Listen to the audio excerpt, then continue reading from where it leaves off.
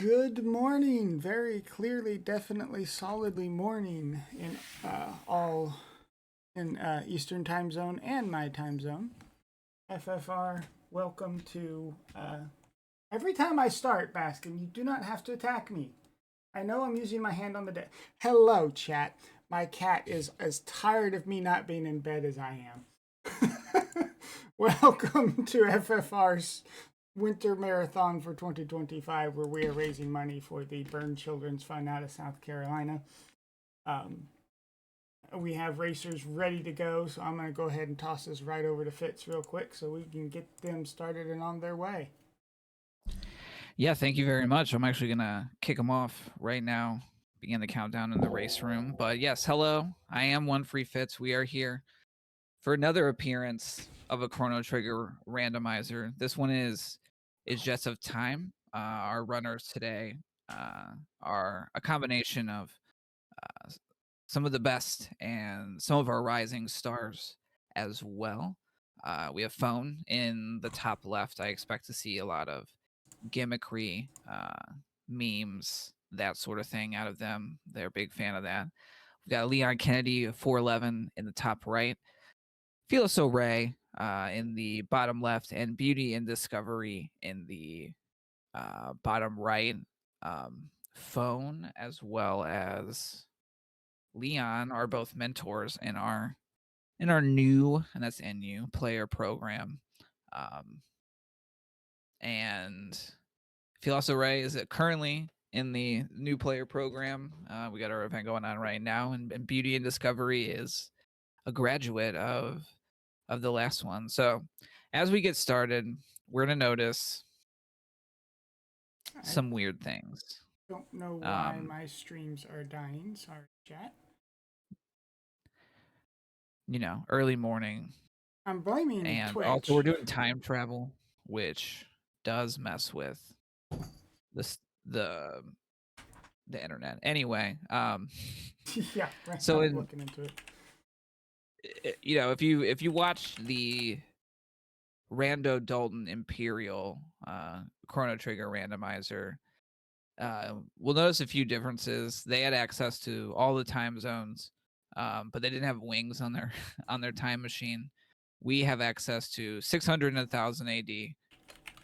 Our goal is to collect sets of key items that lead to one of 3 go modes. I probably should be paying attention to see what they're getting. I can always pull up there. Okay, I saw a ruby knife. So that's an example. One of our go modes, we get the gate key, the ruby knife, and the dreamstone. We go to prehistory. We beat up some dinosaurs and Tyranno there, and then we go to Ocean Palace and fight Lavos. 2 of our go modes end up in Ocean Palace with the Lavos fight. The other one being it's early. Sword pieces. Yes, we did the bent sword, the bent hilt, forge the mass immune, have frog. Then we go beat up Magus, and then finish with the Lavos fight. Our third go mode goes into the future, which requires the pendant to get there, and then we need the clone and the Chrono Trigger. We make the climb up to Death Peak and go to Black Omen. So they caught that. Fitz, I have a perfect feed from Phone. I don't know.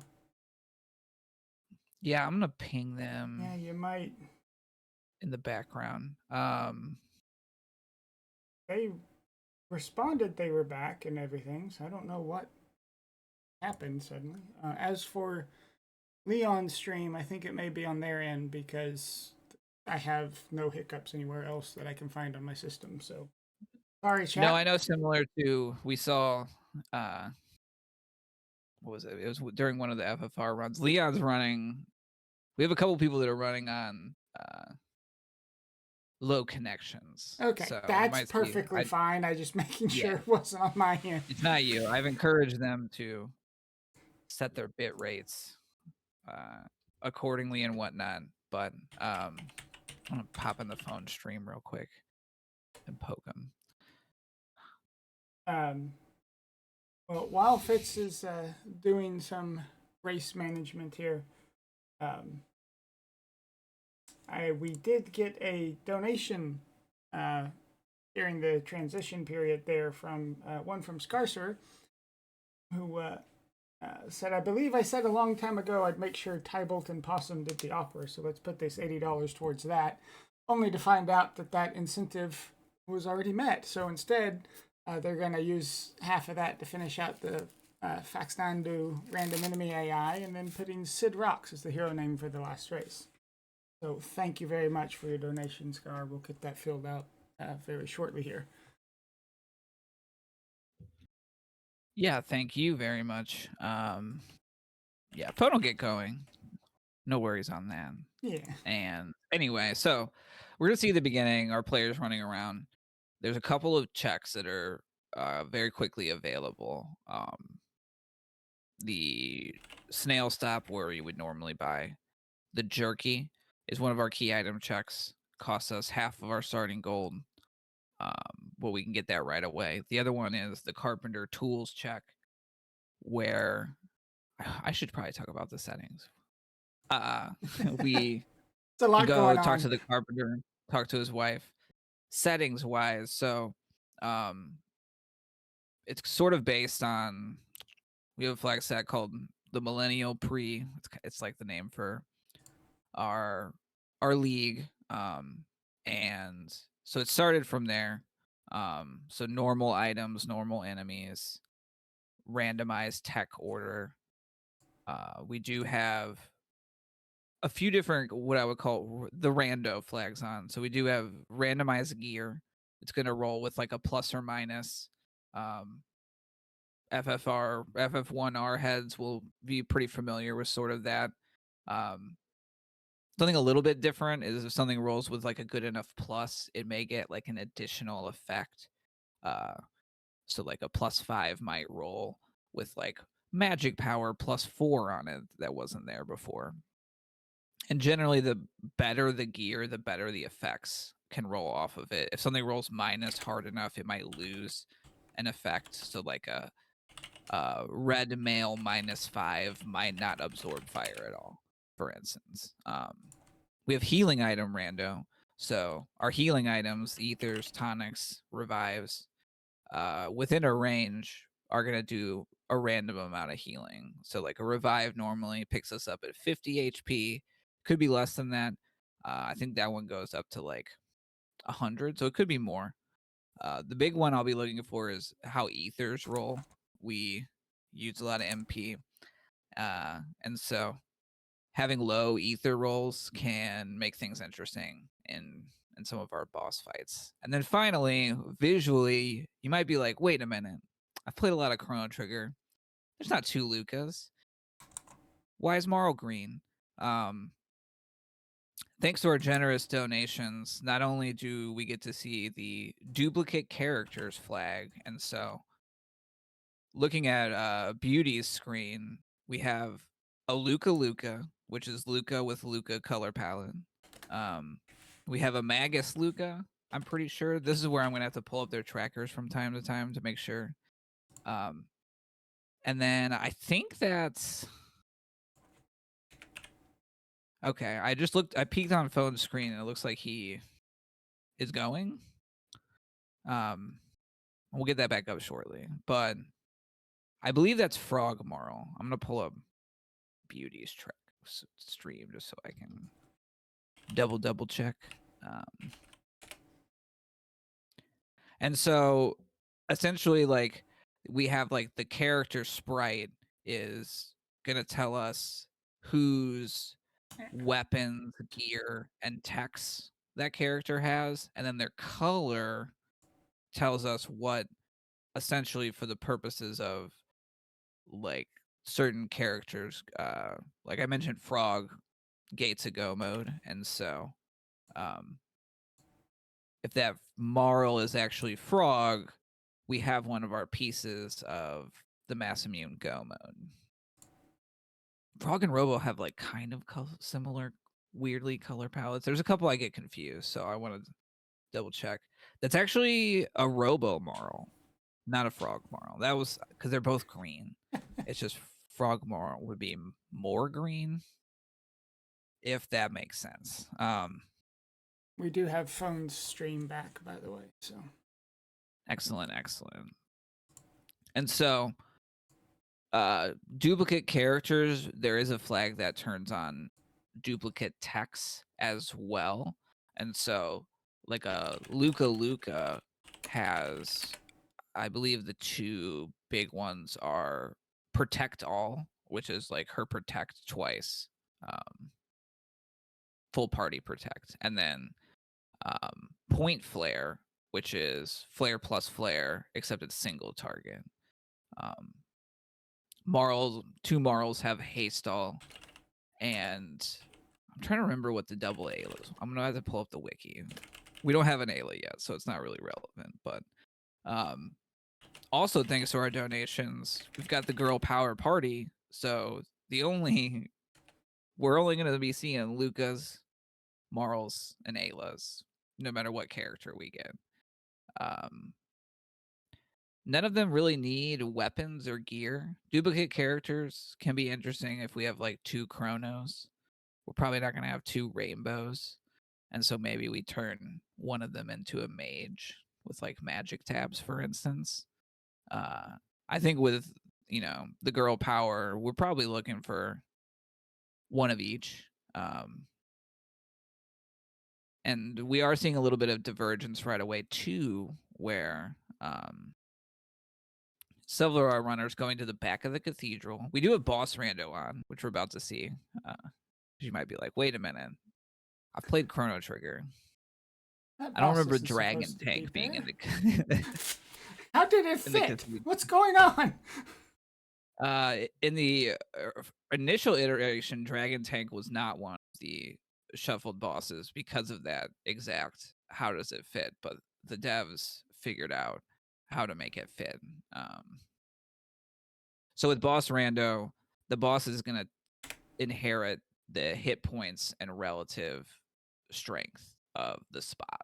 And so this Dragon Tank has a Yakra amount of hit points, but it's split between the 3 parts, which is like 920.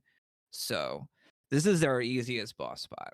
We come back here, fight this boss, and then we can get access to our 4th character,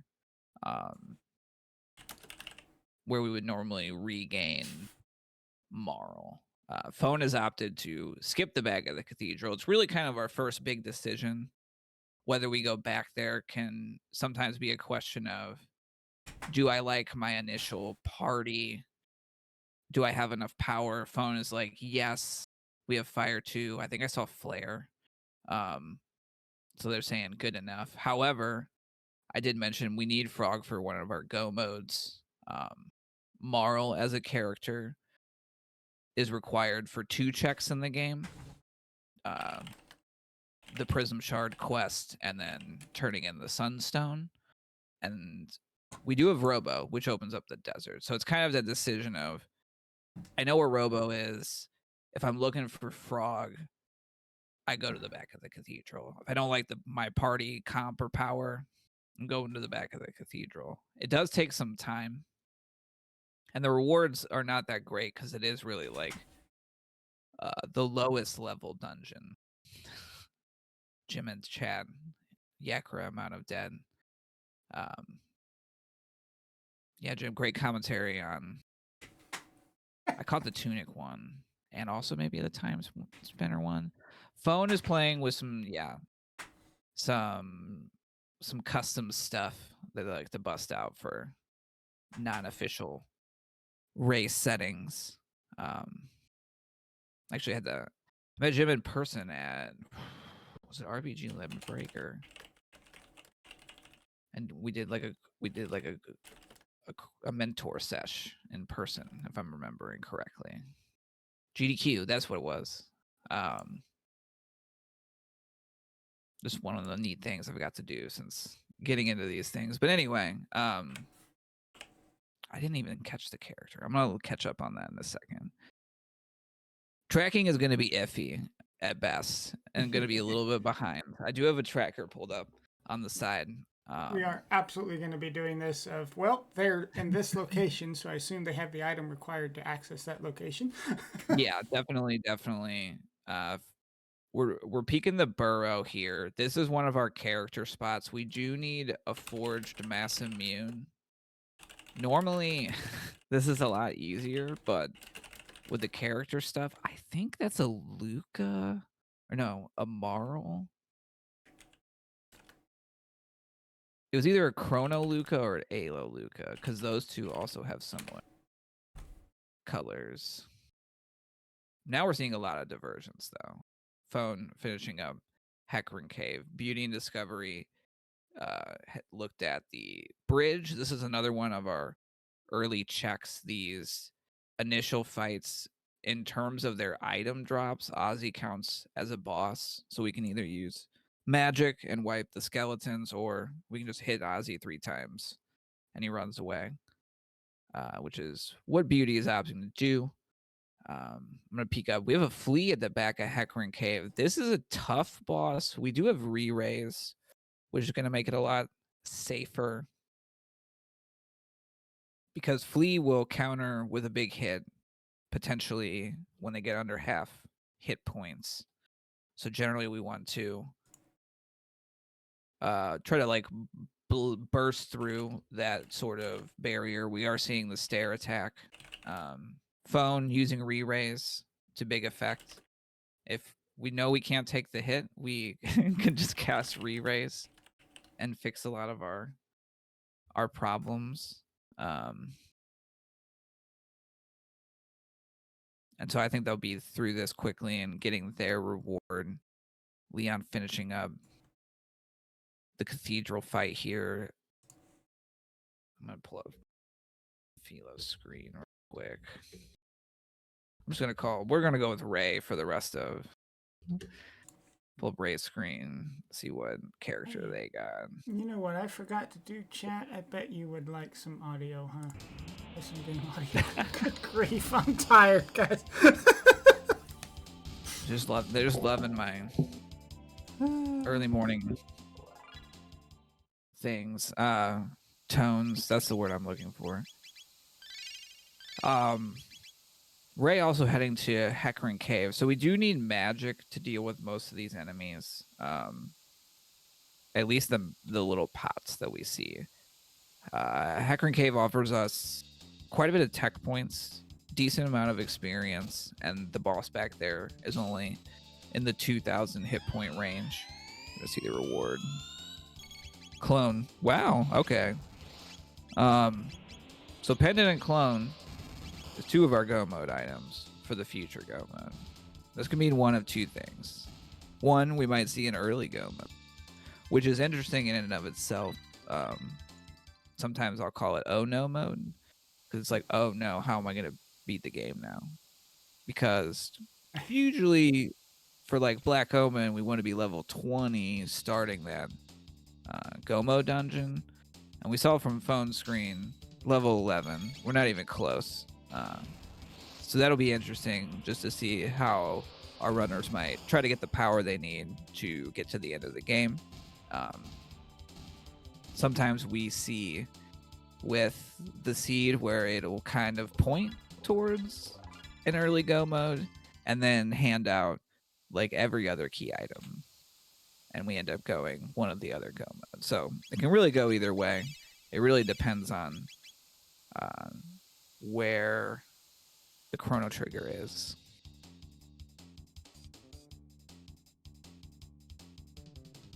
Beauty and Discovery finishing their bridge fight, keeping. I do think it's a Chrono Luca. I'm gonna try to confirm in the meantime in terms of the back of the cathedral. Not all of our, because I told them they didn't have to. Not all of our runners are running with trackers. But I know Leon just picked up this character.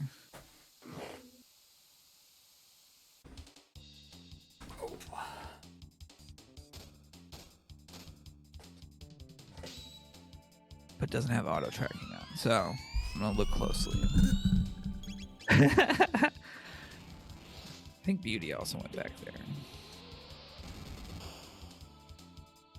Phone going into the desert. This represents our highest experience we can get from enemies. It's our highest tier chests that are available. Our chest loot is tiered, by the relative difficulty of the area. This desert check is fairly late game in terms of where we can do it. In vanilla Chrono Trigger, the boss down there has around 4,000 hit points. It also gives about 4,000 experience. So it's high rewards. It can take some time. But having Robo means we can also turn in the check and get the key item. So sometimes, and I have confirmed that the Luca we saw at the back of the cathedral was indeed a Chrono Luca. So not one of the character gating, which means it's probably a Mara Luca. There was a lot of Lucas going on so far. Science is heavily present in this alternate timeline. Science is very important.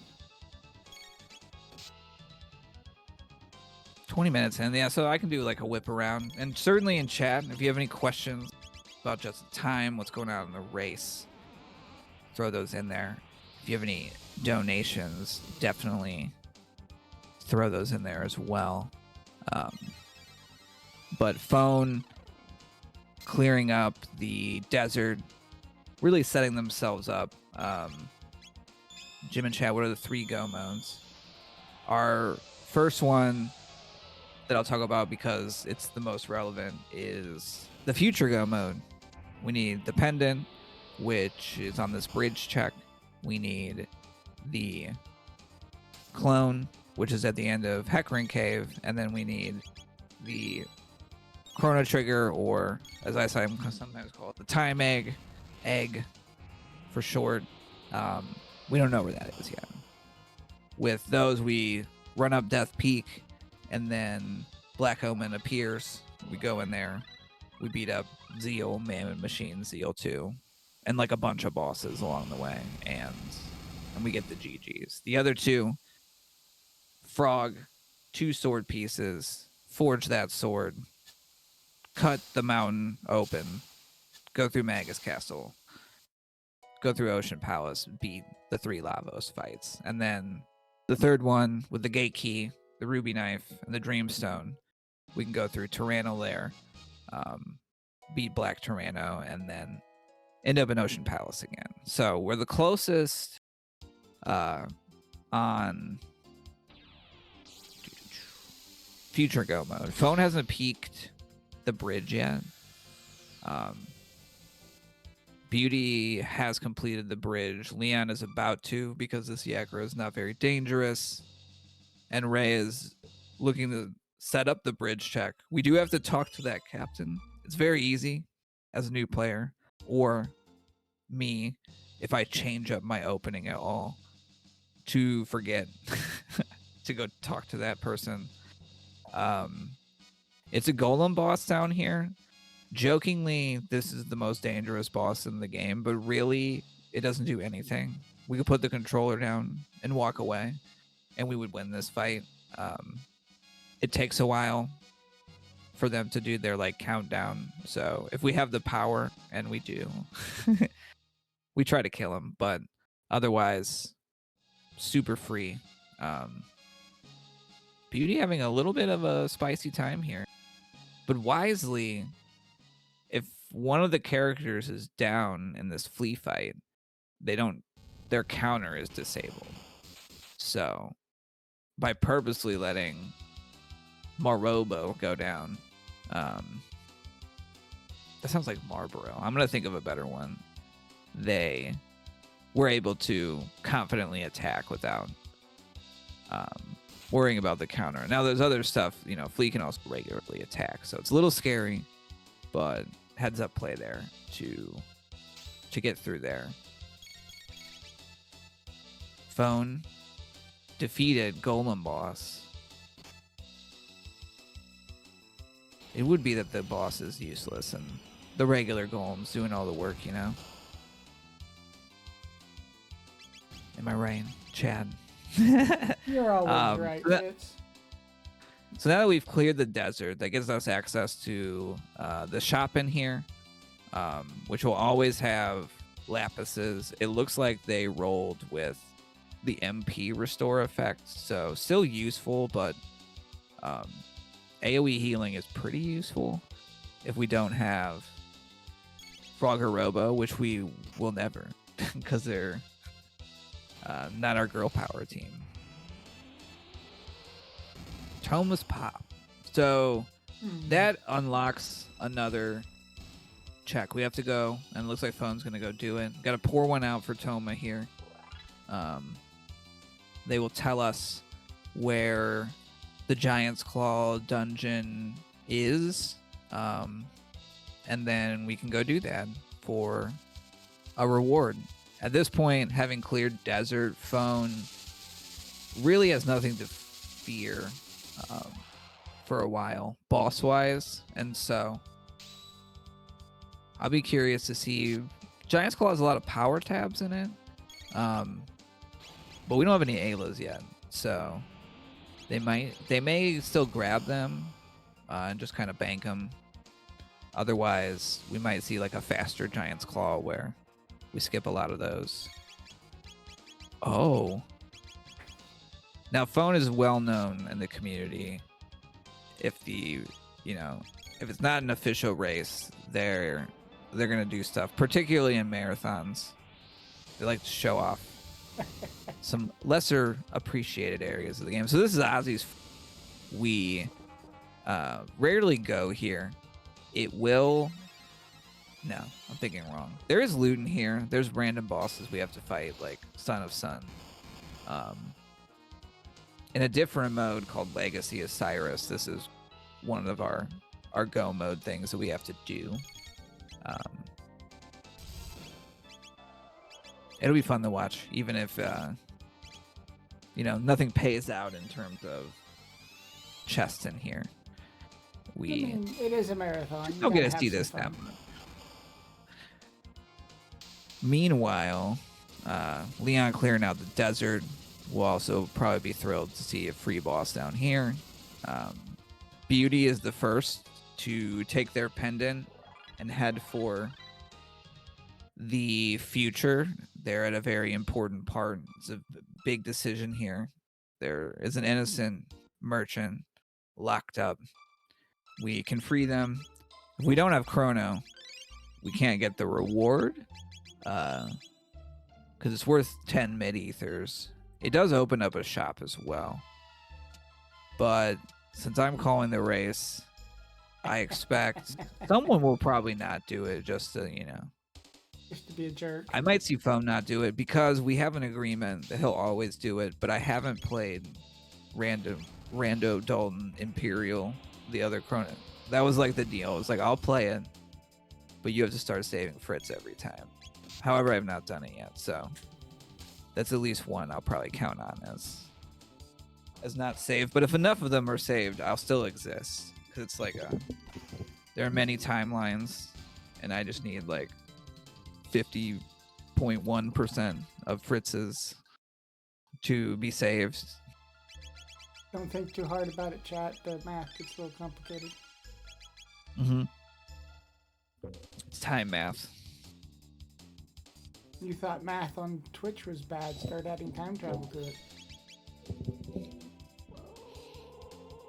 Yeah, one of the things about the trial here is that we get to pick which character we can send in, and so usually it's either someone with the magics or someone that's fast enough to be able to do like 2 attacks before those guards get to hit. A lot of, in terms of how to go fast in Jets of Time or general, I guess, RPG randomizers, one of the things we're trying to do is like have enemies take less turns.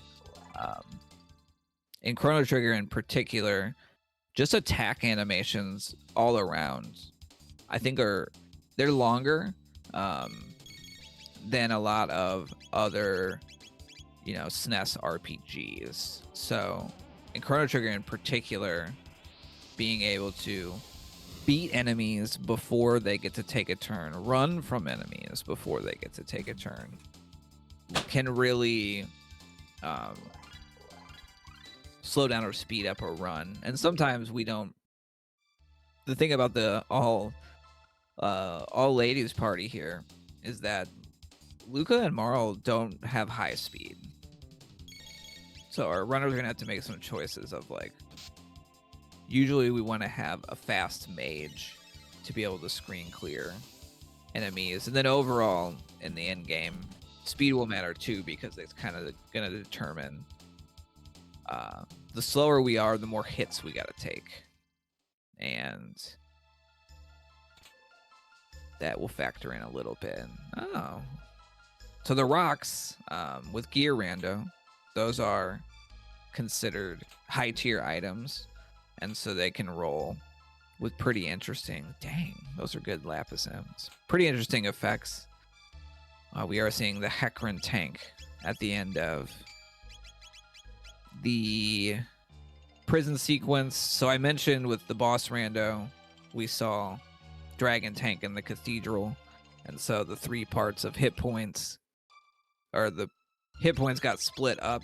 Hecarim's already gone, but if it's a multi-part boss spot, they get combined. So like this Hecarim had all 3 dragon tank parts amount of hit points, which I think is like 3,500.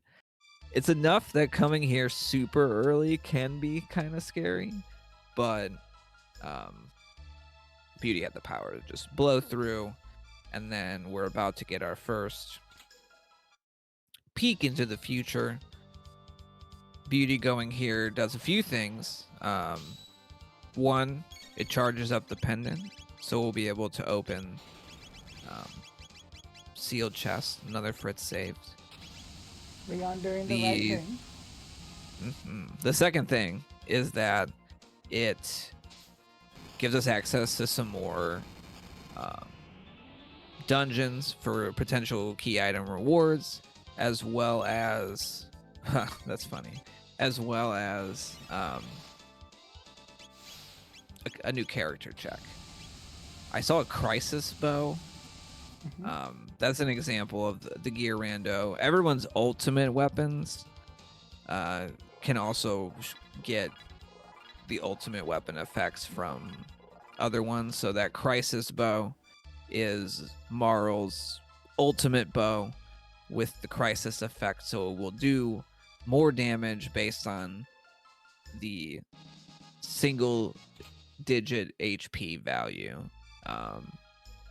I laugh because none of Luca or Marl's spells or techs use their weapon in any way, so like it's just fun. It won't really be useful for anything, but maybe we'll see someone bust out like a 9-digit HP bow shot for a big number of damage for a bow shot. But the crisis effect more shines like classically Robo gets it, and can use it with like Uzi Punch. But anyone that has like weapon techs like Chrono, for instance, can also put up some big numbers with the right HP. It's a little bit about managing the digit. The healing item rando helps with that, because usually our tonics and whatever aren't gonna do like a 0 digit of healing, so we can use that to like manipulate. Or if like revives roll for like 109, it means like, oh, if I revive a crisis character, they can smash immediately. Beauty heading to Aristone. Out of our 3 future checks that we got access to, this is the like easiest boss spot. This is normally where Guardian would be. Lavos Spawn does counter with a full party needle. If we have the hit points to take the hit, we can just blast through. But otherwise, we might have to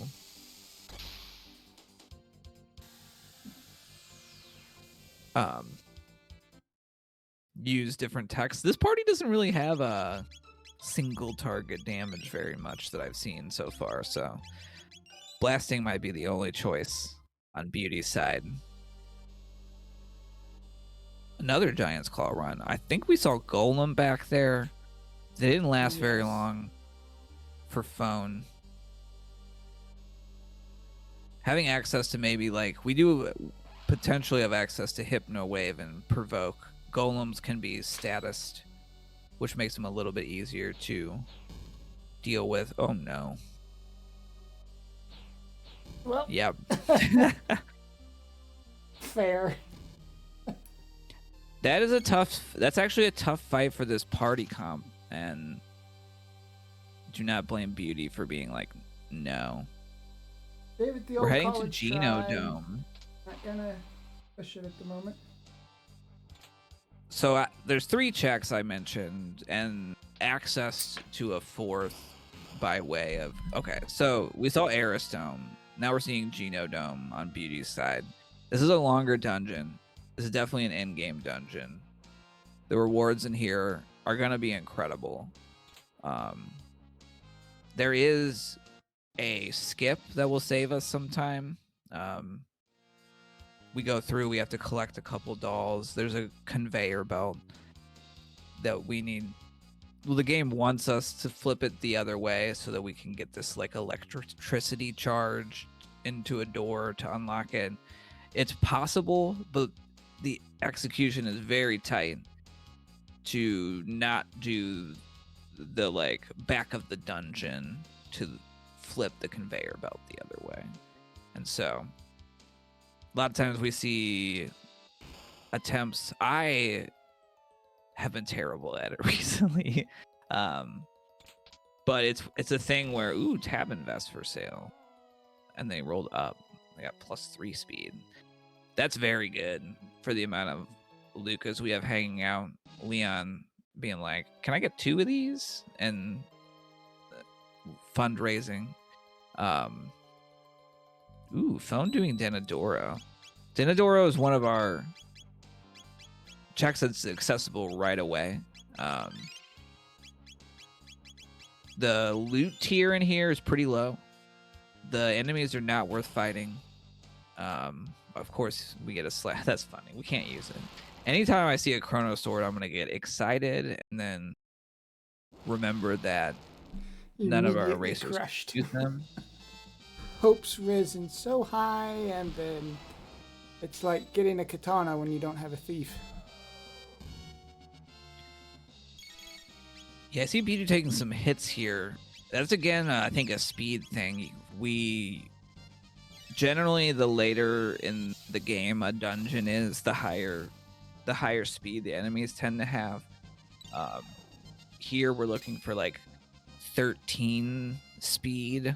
I think we're at 12 because Luca starts with 8. So we need 5 speed to get her to be able to cast her spells before any of the regular enemies in the game get to go.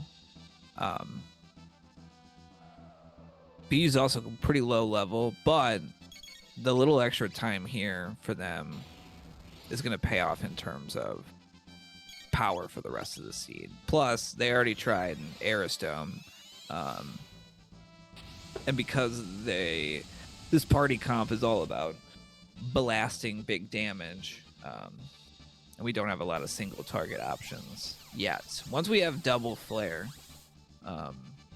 we will unlock the point flare. Mountains are nice. Ooh, that's not a bad ruby vest. Skipping the speed tab on phone side. One of the reasons I come to Denadoro is because there is a speed tab here, and if I like want to do an in-game dungeon, but I don't, I'm like 1 speed shy. Sometimes I'll do this. There's also our rock here, which again, if it's equipable by one of the ladies and rolls a nice effect, can be a big time save. What we're looking for is like haste. Haste is real good.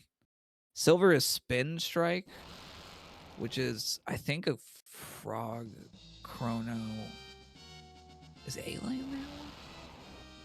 My triple tech knowledge, very rusty. At least for the rocks.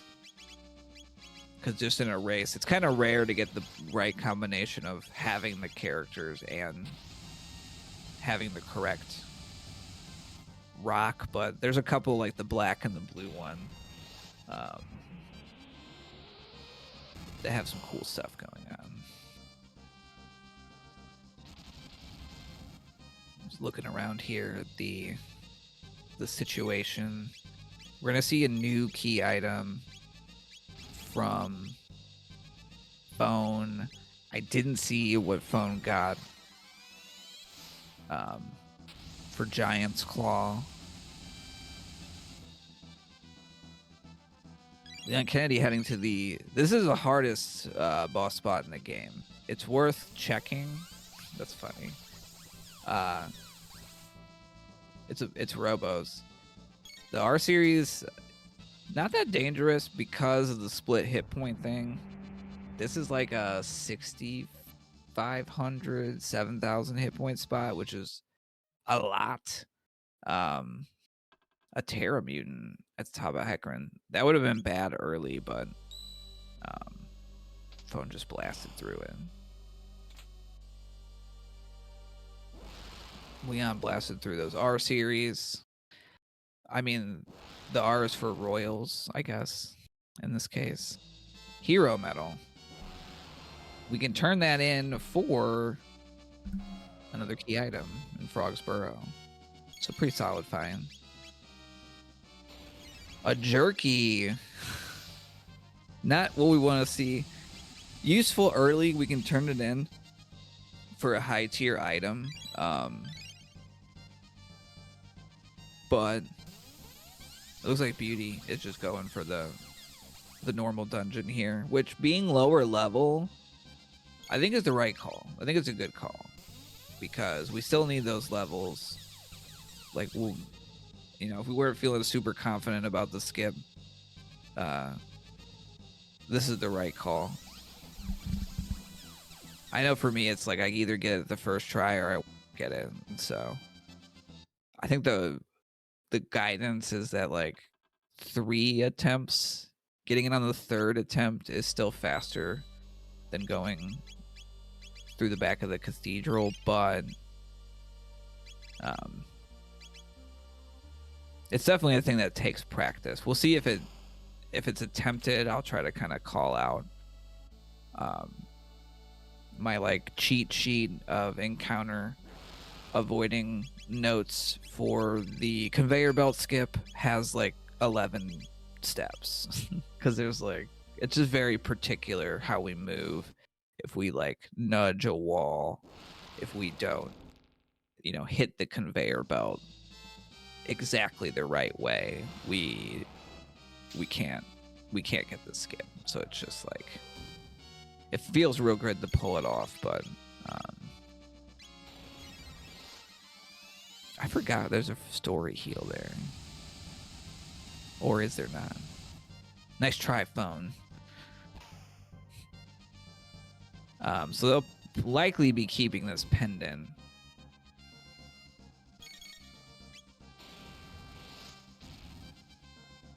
Whew. Those golem physical orbs. So golem can be very tricky. They counter with whatever element we're using on them.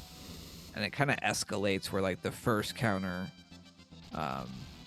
tends to be a single target sort of thing. And then their second turn. So we saw like a fire. Now we're going to see a fire too. We can take advantage of this by like making them switch so they know, so they don't get into the more dangerous attack. Or like we do a physical attack and then we do something else so they don't do. Trey's doing a great job of kind of managing that, keeping damage up. I expect them to get through pretty quickly.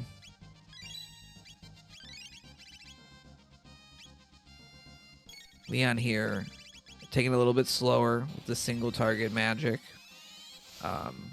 But that makes this fight a lot safer. And we'll get our first preview of what that reward is. Ray is done with Golem. The burp survives. Moves on. A little robot wrangling. This is actually, I think, harder. Doing this efficiently and not getting the robot stuck on a wall is honestly, I think, more challenging than the skip I was talking about. But Beauty has both dolls. I'm gonna hop on an elevator, head for the core of the dome, and fight whoever is filling in for Mother Brain today. Oh, I missed again with the Giant's Claw reward was. I don't think it must have not been super significant because I already saw Hero Metal and Jerky is out. And it hasn't seemed to bend where either runner is going. I'll do a quick stream check to see if I can reason out what we got there.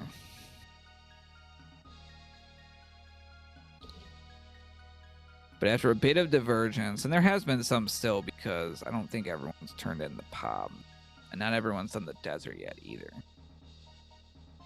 We are seeing kind of everyone heading for the future. Phone did the Denadoro check, which is sometimes a thing I like to do before heading deeper into the seed. Is like, well, I should probably make sure that the other piece of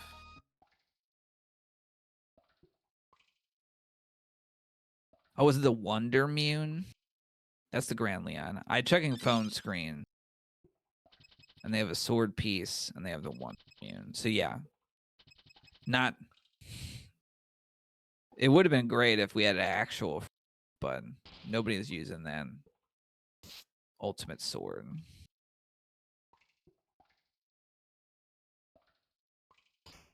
I'll peek around what everyone else is doing. Beauty is almost to. Like we're about to have like dueling prison breaks here. Beauty is almost to the boss here. These laser guards are very fast and very dangerous. However, there is at least one speed tab in here, and I think we got the speed we need now to not have to deal with those. Placing the dolls.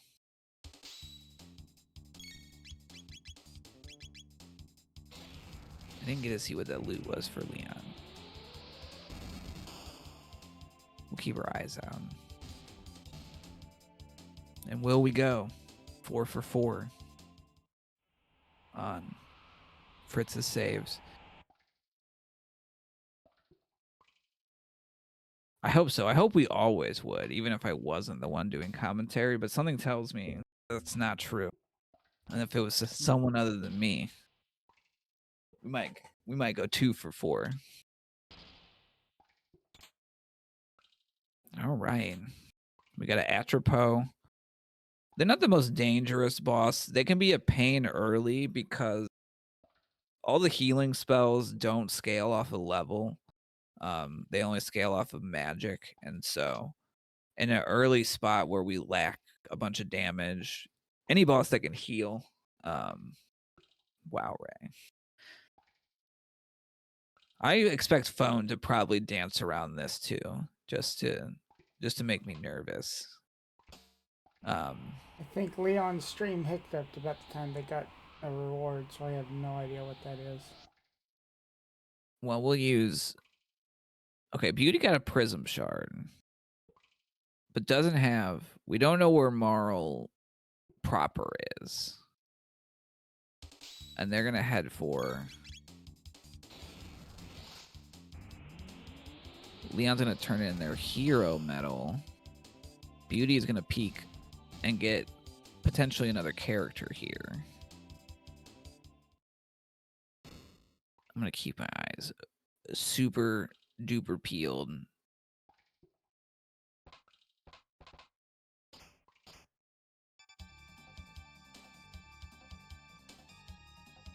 don't know if I caught it though. That's okay. We'll figure it out. Leon got a bent metal, I think that's I saw. Oh, the bent hilt. And I think I'm gonna check the phone screen again. Because I want to say that we know we're both just swords. Sitting on Fritz, by the way. Yeah. What a troll! What a troll!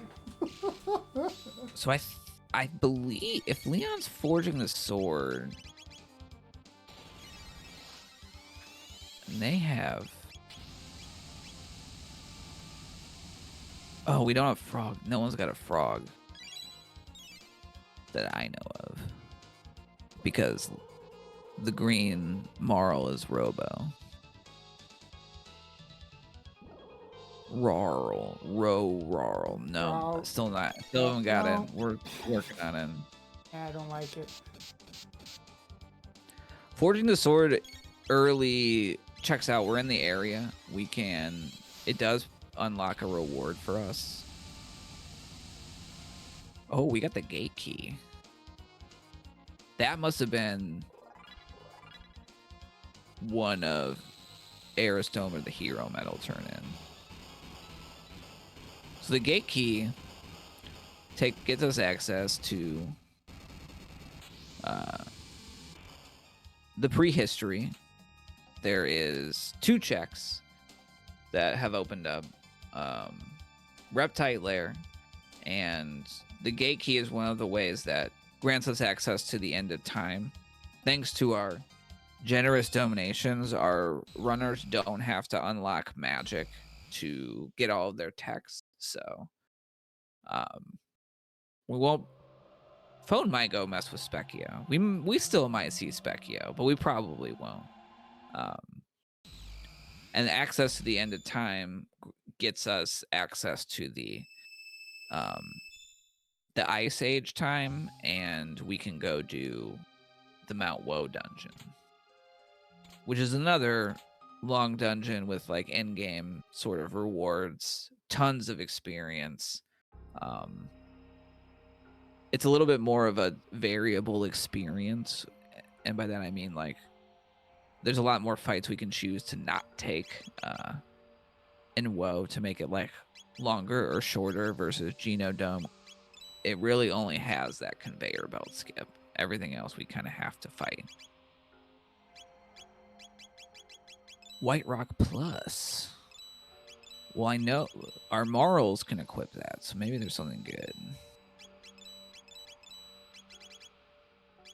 Shield. We haven't seen any like. Well, that maybe is not true. I haven't seen any like incredible like up-rolled things so far, but we haven't seen necessarily. Well, we saw the crisis, but that's not useful. Not the crisis mune. Crisis bow. We saw the wonder mune. That would have been random amount of damage on leap slash, for instance.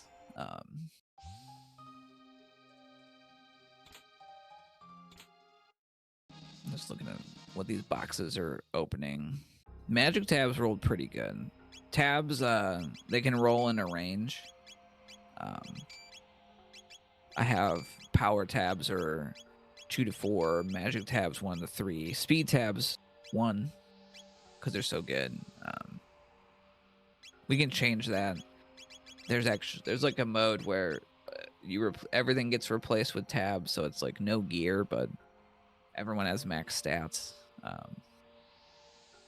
That's a fun time. But Leon heading up here to probably get a frog. I think at this point we know frog is up there because unless future Luca was a frog Luca, which I can check on Beauty screen because they got. And I'm also trying to see if I can catch what the reward for.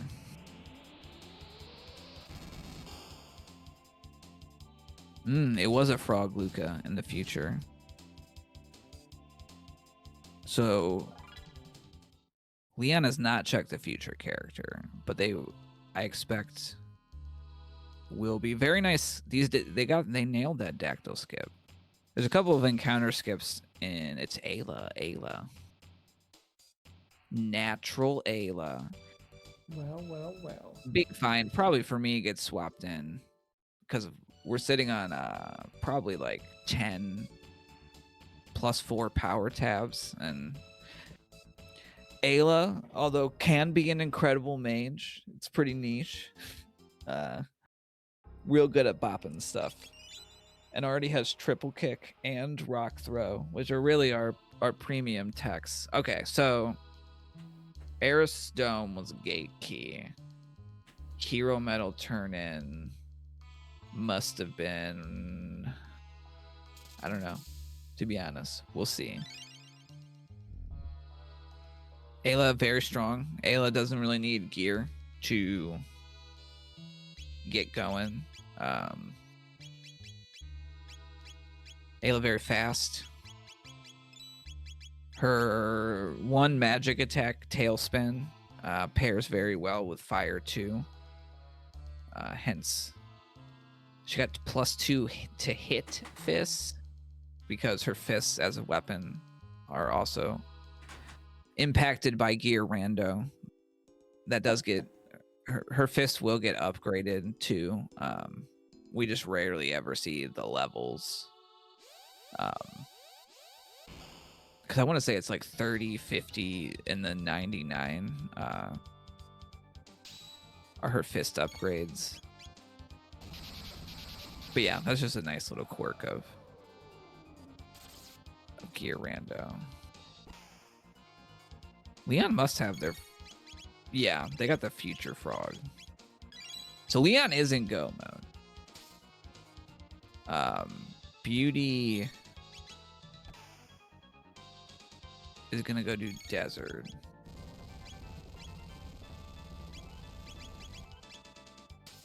Hacks. Nice. We've got super knowledge. Hero Metal turn in is Bent Sword. Hero Metal was at Sun Palace. And then the other sword piece was Desert. So Beauty will also be in go mode after Desert.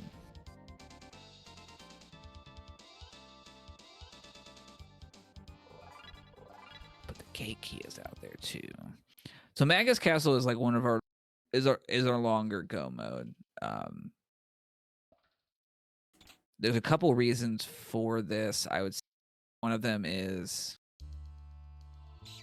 it's a long first dungeon of the 3 go modes.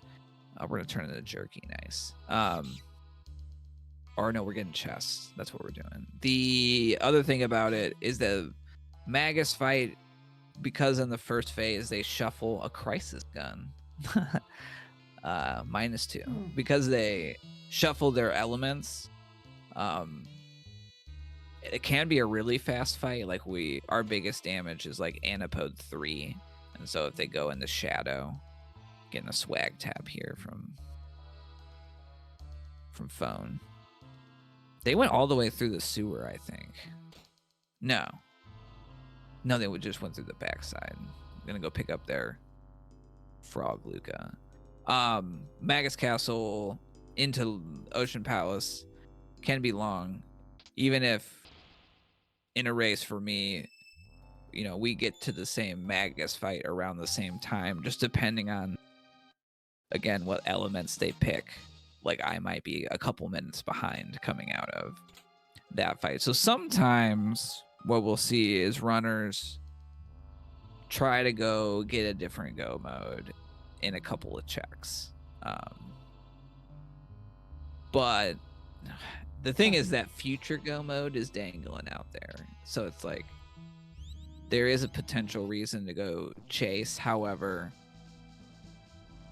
sometimes we just need to take the go mode that's in front of us, and that'll let us finish first. So it's a little bit of a...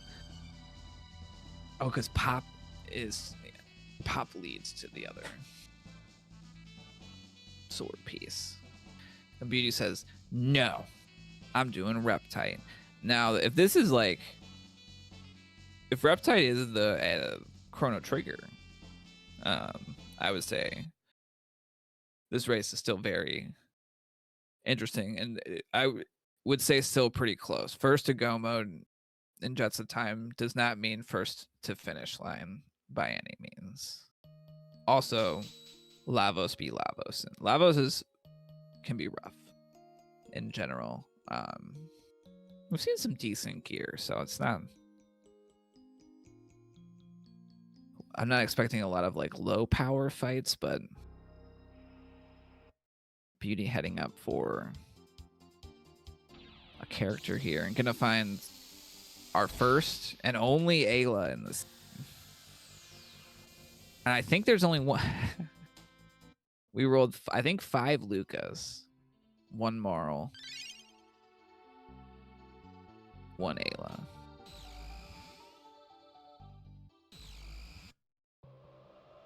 Which checks out. If there were more than 1 Ayla, that I think would be too powerful. There'd be too much power. Much strong for one's. Yeah, so Beauty here. Didn't quite get that one, but essentially both of these encounter skips, if we can like hit the ladder on the far edge, it kind of sucks our character into the ladder. And by having that happen, we avoid the like invisible encounter tile there.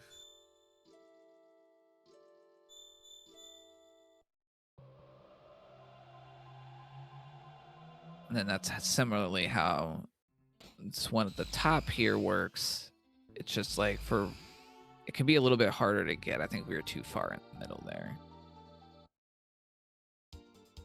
But we can always run from these fights, so ultimately not the hugest time loss, but it's kind of like there are many areas in a rando to be able to like save time.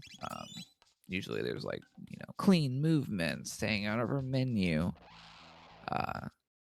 And then the skips are certainly part of that, but I think one can be, competitive up to a fairly high level without having gotten down like every single sort of encounter skip here. So we're at the 1 hour mark. I'm gonna do a quick reset, and then I probably should give you a little bit of time to talk about what are we doing and like why we're here. Very close race so far. Leon is in a go mode. It is a longer go mode. I'd project that they're still like 35 minutes out from their final boss fight. Everyone else is still looking for their go mode. Everyone is finding their Aylas finally. And really the thing we'll be looking for is to see if someone pulls an alternate go mode kind of in the next 5 to 10 minutes. But Sunflash, what the heck's going on? What are we doing here? Well, I don't know if you've noticed, but we're trying to fix some timelines. No, that's part of it. Yeah. We are raising money for the Burn Children's Fund out of South Carolina. We have been doing this for about 4 years, I think was the number. Time is weird. I'm not going to pretend to count on stream. I have enough fingers for that, but I'm too tired to trust my vision at the moment. So what the Burn Children's Fund does, their mission is to help support the development of pediatric burn care and its treatment, help support the recovery of any burn-injured children and support their families, as well as helping educate, helping spread education for fire prevention, how to handle burns and stuff like that. They've done things like they help sponsor burn courses for various medical staff, hold some conferences, and stuff like that. They do. They have a big thing in the last while has been their Camp Can Do, where they've got. I can't, I hesitate to use the term summer camp, but I'm too tired to come up with a better description. Where they send children that have suffered from burn injuries, and they all get to hang out together and have a good time. This last camp, at some time in 2025, we actually had 35 campers this year, 14% increase. And they also managed to provide 13,500 in monetary aid of various types to various families that needed it. You will see in the chat, assuming I can spell marathon and donate. Yes, I can. Look at me go. We have a Tiltify campaign up to take any donations if you are so willing and able. As far as, it's a video gaming marathon. We have incentives coming up. I believe the closest incentive at the moment is we've got the relay coming up next. The relay, he says. A Final Fantasy relay with Mystic Quest Randomizer, FF4 Free Enterprise, and FF6 Worlds Collide randomizers in a relay. We've got a bid war open for choosing the sprites for Mystic Quest, and then one for picking the starting hero in the Free Enterprise run. Mystic Quest sprite is still at $0, so that's a very easy snipe if that sounds like your thing. The starting hero is currently at $25.01 for it to be Edge. Later in the day, we've got, yep, I can't pronounce it again, Faxanandu randomizer? Where's Sonirath when I need him? That is at, I didn't update my tracker. There it is. Sorry. Faxanadu. It's Luffy. Don't even start. Luffy. Yeah, see, guys, I am exhausted. I'm going to stop talking in a moment. We've got no mana potions restrictions on that one. And then Dragon Warrior 4, I think, is missing $70 to force the Chapter 3 Get the Dog. And then there's a couple of bid wars for choosing the final party in that particular one. And I have bungled too many words at this point. I'm done talking. Save me, Fitz. Oh, I think you did fine. Looking in here, Leon heading. I saw something I didn't like or wasn't quite ready for at a boss, and took a reset there. Otherwise, Beauty heading up Senatoro. Gonna do there. I forgot. I've already forgotten so much of what's happened. Nope. Either my Discord or Fitz's Discord is trying to die. Can you hear me, Fitz? Yeah. Okay. I think Discord decided it was just going to be a pain there. As you were.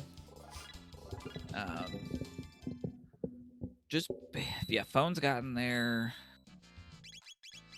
Ayla, who's their first additional character that they've picked up so far.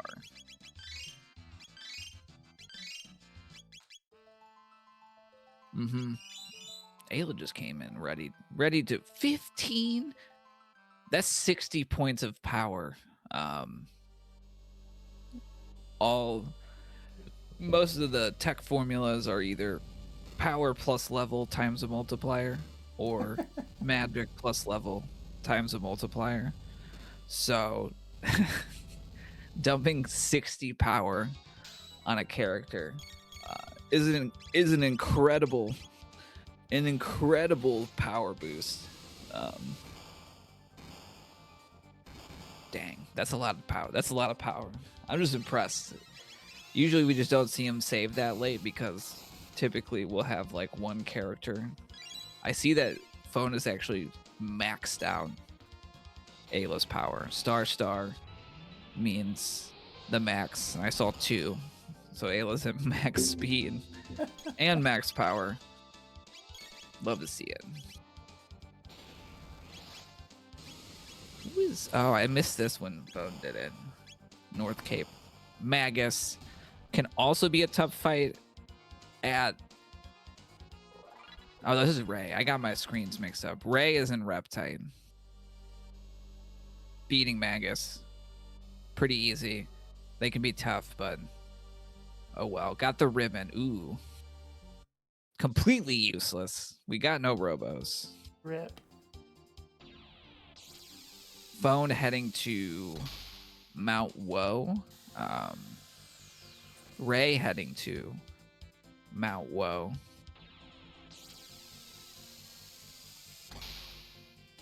Beauty finishing up Denadoro, and Leon back to this Fleet Plus fight. Fleet Plus is exactly the same except for they're weak to every status. So they can be shut down quite a bit easier.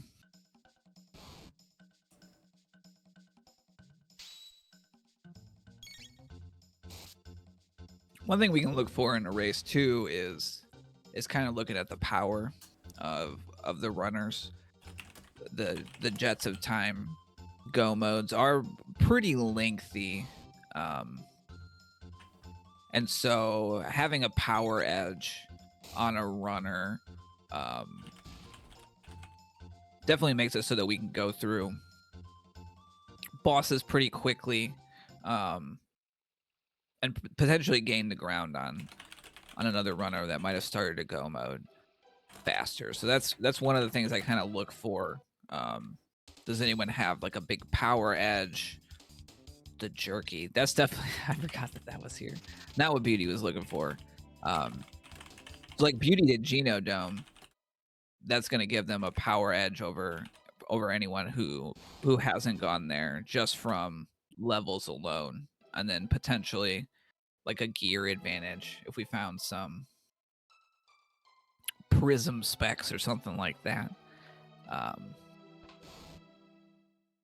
Phones on Mount Woe. This is one of my favorite sort of dungeons. It's very long. I like to come here as early as possible because the experience, tech point, and loot rewards are great. However, if we're coming here later, we don't need the power. We can really skip the vast majority of the fights in here, and there's a couple that we have to take. But if we're fast enough, and I think Ayla has a berserker on. Phone is running the entire beatdown in one character. Umaru Ayla build. Let's see if we have Drinks Glue in chat here. They were originally going to be one of our runners, but wasn't able to make it, and Ray swapped in here. But yeah, the Berserker relic obviously makes that character auto attack. They get a damage boost. They get barrier and shield. That might have just been he might have took it off, but yeah, it's fun to do. Looks like we're gonna see the drops on enemies also kind of get scaled by well, there's another factor, like enemy rarity is like part of it, but sometimes we'll take a couple of fights early just to see if these enemies are dropping anything that we care about, like magic tabs or something like that, and then from there just kind of run through.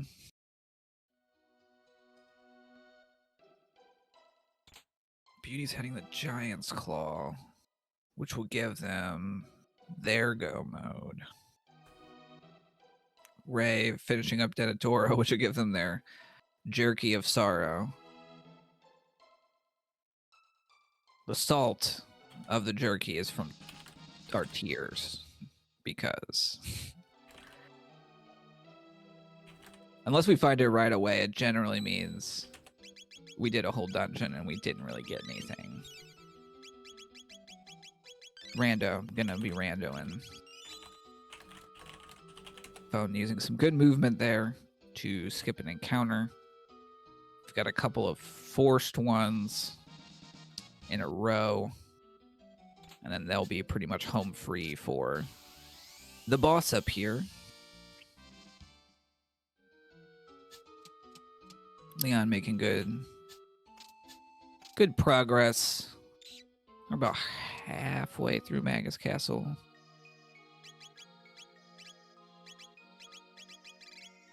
Yeah, because they're on their first. I call these the Donkey Kong rooms. And you're not wrong. That's exactly what they are. And so Donkey Kong 1, if we're not moving, those roly-polies won't trigger a fight. That one's the easier. Now we have the pit room. We can do some very precise movement to avoid all the pits. You're like, I thought that, I was like, did we get pitted? But no. Nice job by Leon. Skirt through. This is Donkey Kong 2. A lot more going on. We got to use precise movement to skip these birds. We do this kind of weird thing with our trailing characters to get this bird to float off into outer space.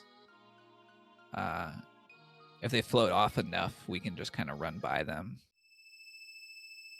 without triggering the fight.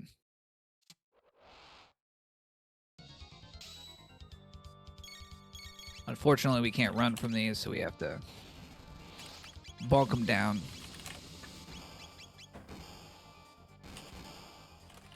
Speed tabs. Unfortunately, power tabs for phone, useless. Although for fun, he can just start throwing them on a mage and they won't do anything. But he can say, like, did you see what Lucas' power was? I think if they bulk something at close range, it might actually use their power, but I wouldn't quote me on that.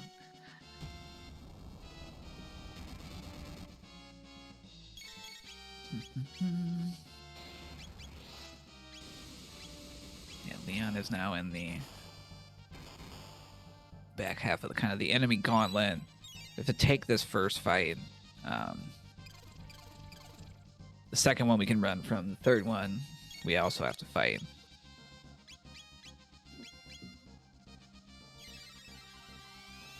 A rainbow sickle. Again, fun, but not at all useful.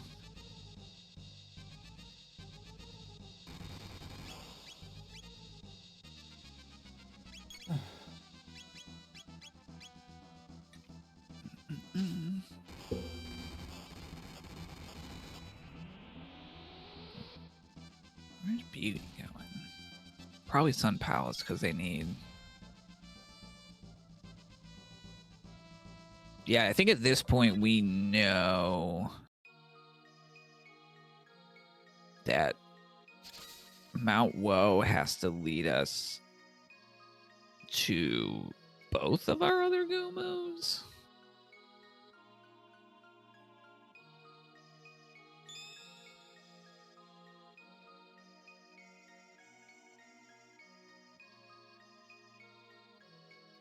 The Prism Shard from Geno Dome might lead to the other one. Just trying to do logic in my head. Ooh. So we mentioned the boss shuffle. The Guardian Sprite is way too big to fit in every boss spot. So, hence we see our brown new that stands in for the Guardian Sprite.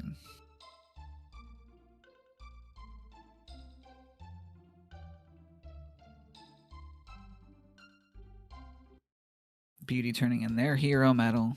Ray turning in their jerky. Leon is at the Aussie spot. Hit plus 10. Wow. Ayla already has pretty good hit stat. She rarely actually misses.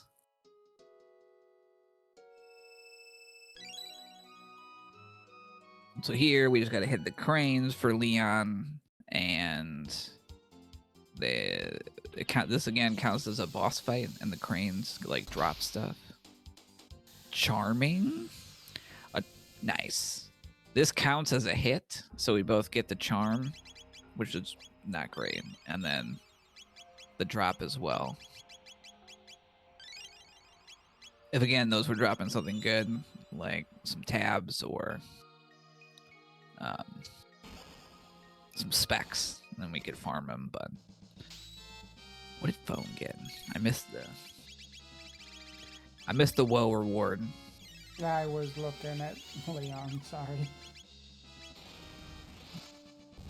Sunstone, I think, or Moonstone. Because if they're coming here, they're placing. Yeah.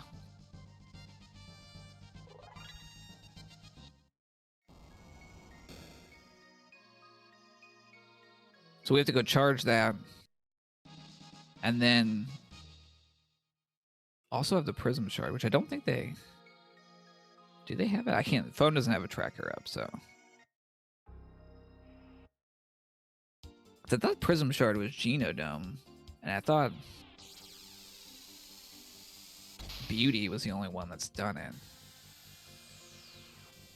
Let me check Leon, because I know Leon didn't do it. One of these things, it's not like the other.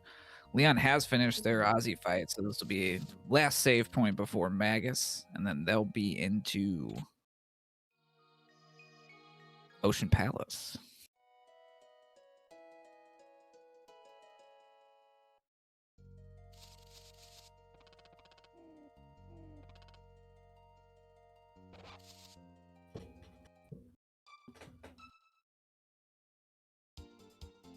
Phone getting their hero medal.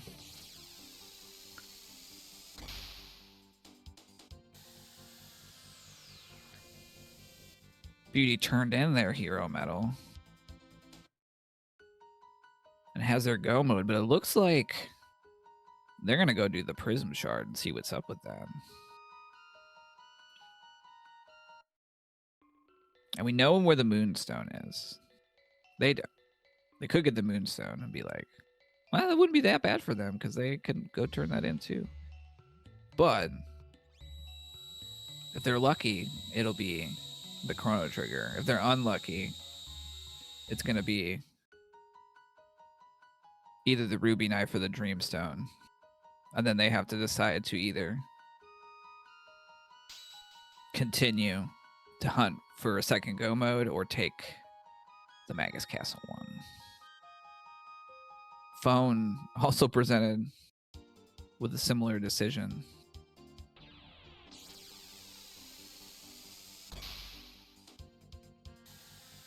I think.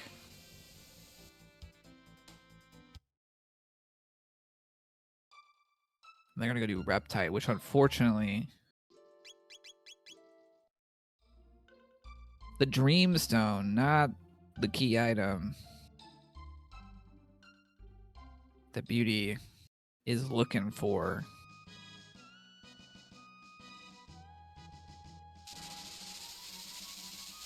Because I believe, yeah, that means... Oh, yeah. So the Magus, in addition, in the boss rando, Magus gets shuffled. Although I think that's just, yeah. That's just Magus. But because Magus is Luca. Anyway. They also get their hit points kind of randomized, too. We don't have Frog, so we can't lower Magus's magic defense in phase 1. But we do have Ayla. Physical attacks work. It looks like Leon got some good element shifts and are in phase 2 of this fight already.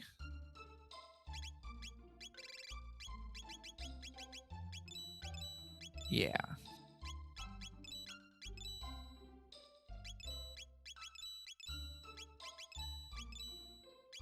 And so once they manage to get through this, which is looking pretty good, then they will be heading to Ocean Palace. Beauty finishing up the trial in order to be able to leave with their Dream Stone. Ray heading back to the future.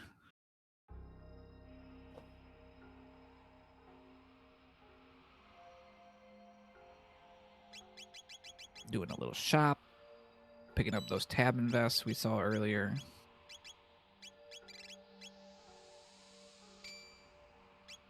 Getting our speed situation set up. Perhaps Ray's heading to either Mount Woe or Genodome. Elder Spawn on Beauty's side shouldn't present a problem. Elder Spawn only does single target counters, so we can blast away a lot more comfortably. And Leon is through.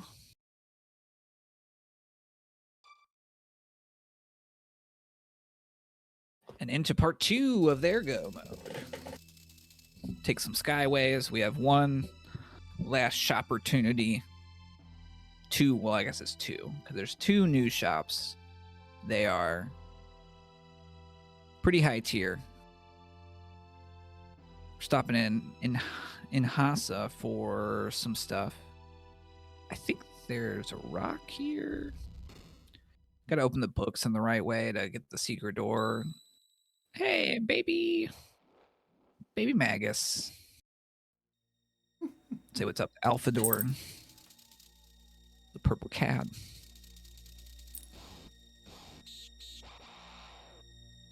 I don't think we've seen a lot of cat pets yet. Leon may have done it and I missed it, but it is on our tracker. Oh yeah, this is a rock fight. Beat up the news, get a rock.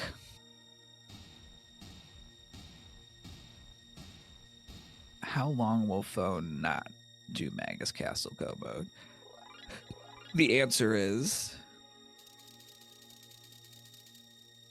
probably forever if they're going to Genodome now after doing Mount Woe. Anything but Magnus Castle did. They're fully committed.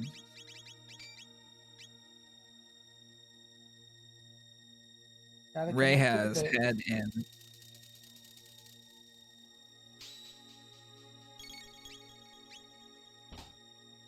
Leon is finishing up.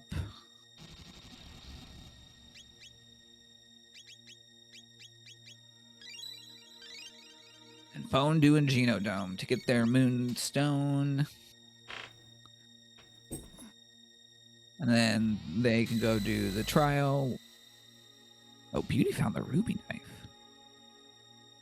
Oh, because that was at Snail Stop the whole time. So Dreamstone. Okay.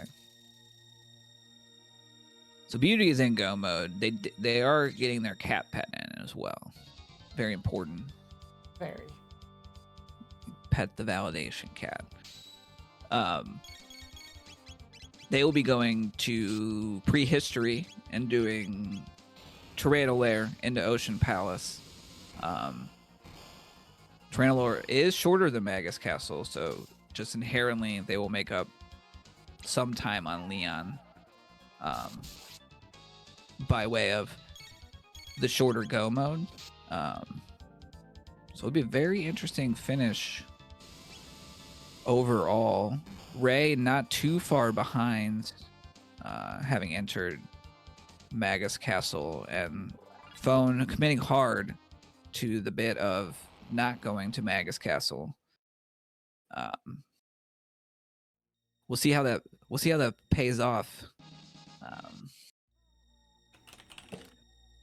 for Phone, but it looks like we will get to see all 3 go modes. Yeah, that is a fun fact that the Rando devs did add a memory flag for the cat so that it could be tracked Okay, that's cool. on the auto tracker.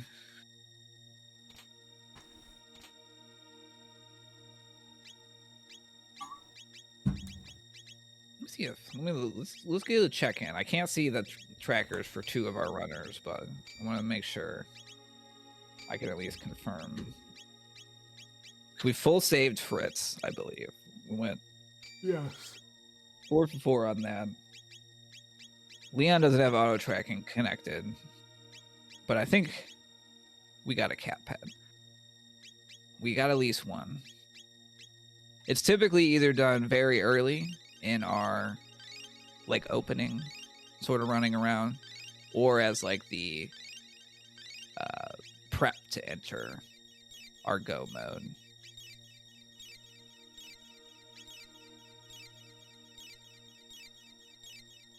Beauty making great progress here. I'll see if I can point out a couple of the...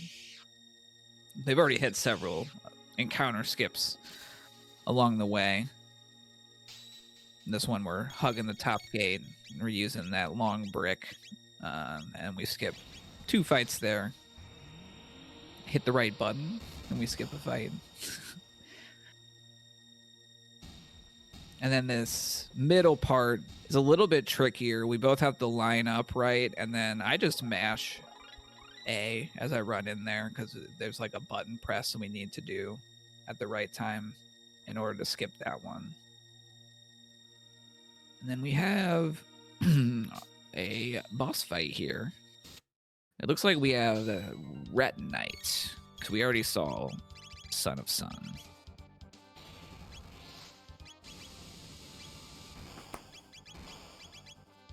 Phone already through. Ooh. Dalton at the throne. Dalton is nasty. They're similar to the Golem in terms of they react based on what we do. Well, I said they were nasty and they're dead, but they counter every attack with the opposite, except for physical, I think. So, like, if we do Shadow, they do a lightning AoE. It's always an AoE attack. And then they also throw out these orbs. And the 3rd set of orbs and the 4th set of orbs pretty much one-shot a character. So that fight, if it goes on for any length of time, very dangerous. Phone is going for conveyor skip here. And they nailed it. So it looked easy, but there's so much precise movement required to make that happen. But they will not have to go to the back half of the dungeon because they were able to open the robot door running the wrong way on the conveyor. Beauty in this Red Knight fight, their gimmick is kind of, you got to hit them with physical attacks.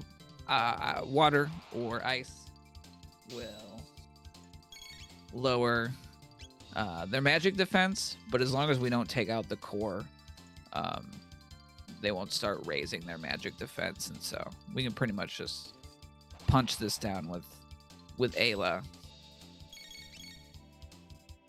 Whip back up to Leon, who has finished up their prep, their last run of shopping, has entered Ocean Palace proper.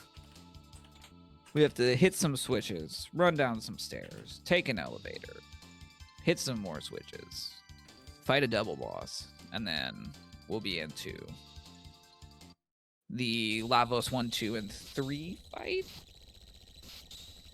And I think we've seen enough to say that Leon is definitely in the lead at this point. But I would say that that lead is not safe, because Beauty is not too far behind. And a Lavos, I would say we're within like a Lavos refight.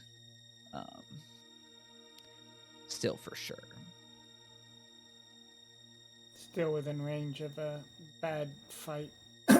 opening up the rest of the race.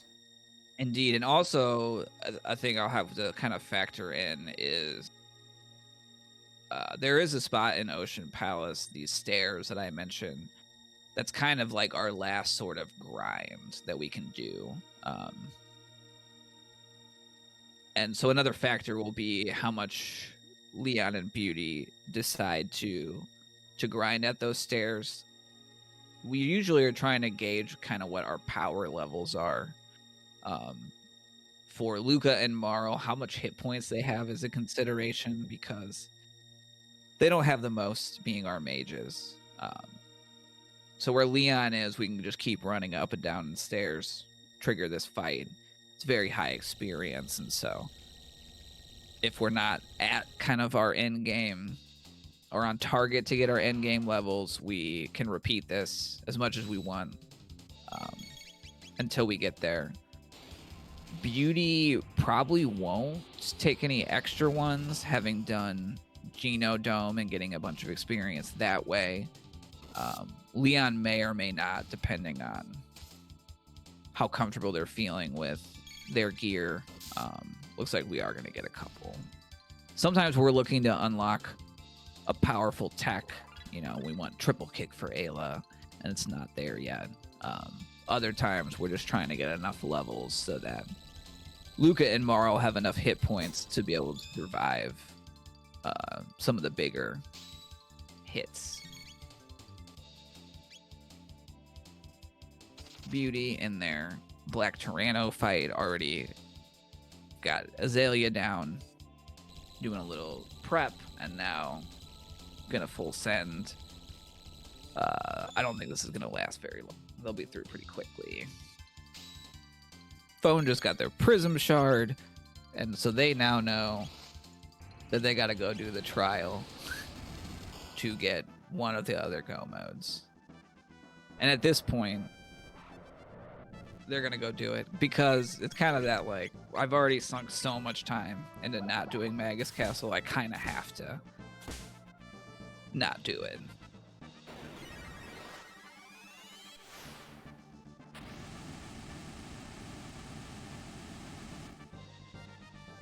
No. We're doing it. They're forging the sword. They still might not do it, but forging the sword usually means we're going to Magus Castle.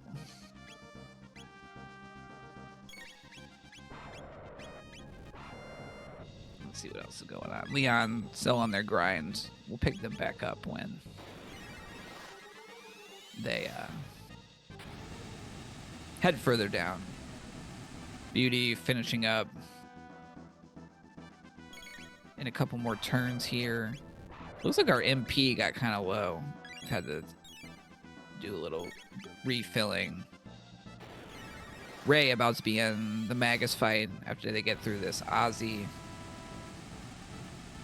Phone is forged the sword. After we forge the sword, we can go to Tabin and get an item.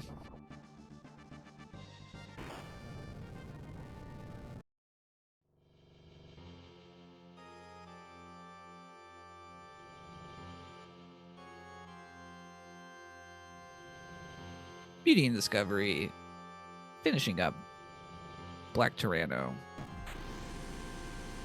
allowing them to head for Ocean Palace themselves.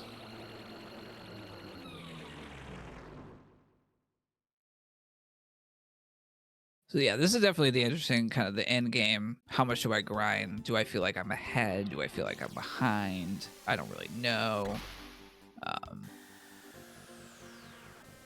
But we can see here like that decision of, you know, when to stop grinding and go can really factor into how much ground a trailing runner might gain, particularly if we see Beauty just like run through that. This final shop can also be an opportunity if, you know we don't need very much. We might just pick up some status protection, see if they got mega elixirs or something. Very fast sell going on here. we know what we don't want, which is all weapons. Probably most armor we don't have on. We already have 1 amulet. So usually we're looking for like 2 status protections. That's actually a crappy news job. As many elixirs as we can afford. And we're out. It looks like Leon has finished. They're grinding and are heading down the stairs proper now. Ray into their Magus fight. Phone forged the mass immune, I think only for the reward and character potential. Maybe trying to get 2 Aylas. But it looks like they're doing the trial, and we'll be heading into one of our other go modes. We'll have their choice of the other 2.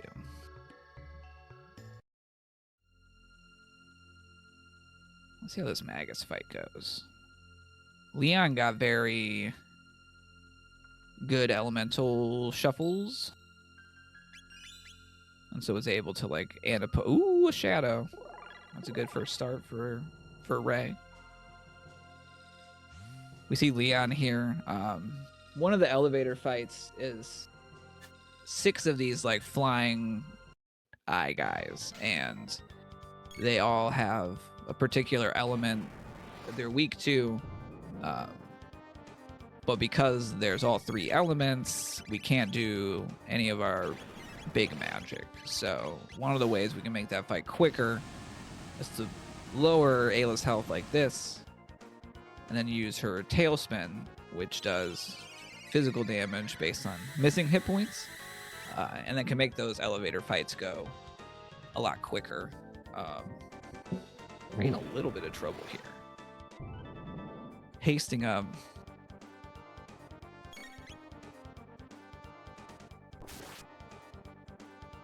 Healing up. I think they might be in their phase 2. But we'll see. Elder Spawn going to be gone for phone very quickly. Dalton going to be gone. Is gone for beauty. Beauty a couple minutes behind Leon, but it was able to make up a lot of time from a faster go mode, a very fast shop and prep.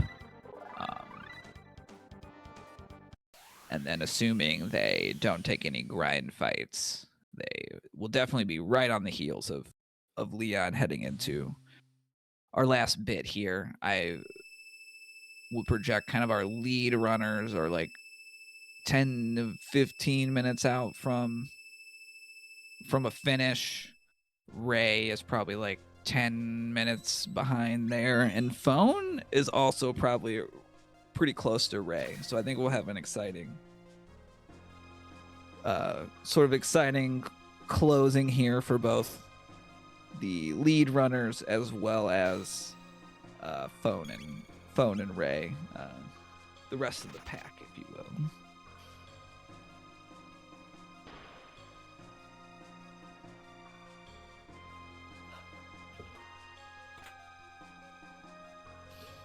Leon is in the second elevator fight. Check what our Dino Tail damage is. We're looking for 200. That's what we need to kill the Scouters. And then this other guy we can take out once their shield is down. There's like a quirk that if we queue up the attack before their corresponding enemy dies, that the shield isn't dropped for that attack.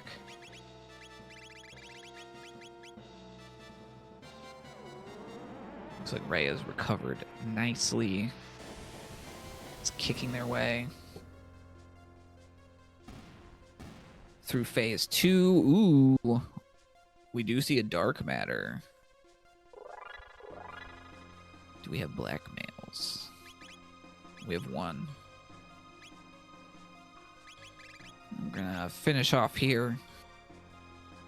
Leon has reached this this is the fight that can take a very long time if we have to do it one at a time. However, just summon the Dino Tail and we're out of there. Frog Squash is another one. There are a couple like more less ideal ways. Falcon Hit, it's pretty good there.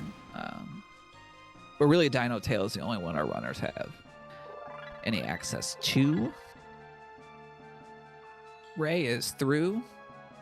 Ayla or Marl is dancing it up, celebrating. Beauty is at the top of our grind stairs.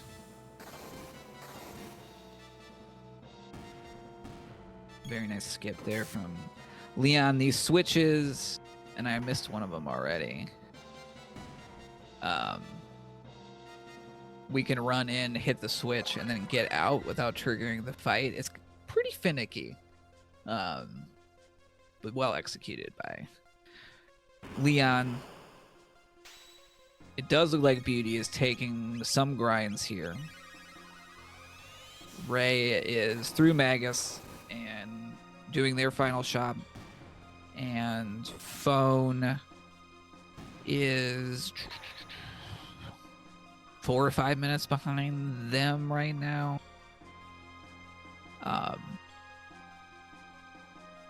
Because they're starting Tyranno, yeah. What is this? Wow. A double. This spot is very hard. Normally, if it's anything else. We got 7,000 hit points apiece. But we've seen Golem, we saw Golem boss, and now we're back to double Golem boss. Again, we could just put the controller down and just let them yap and count down until they run away. However, we can also use Antipode 3 and finish this up pretty quick. So this could be a potential spot where a runner could get snagged up and slowed down, but not with those two. Ooh, we got Fire Whirl.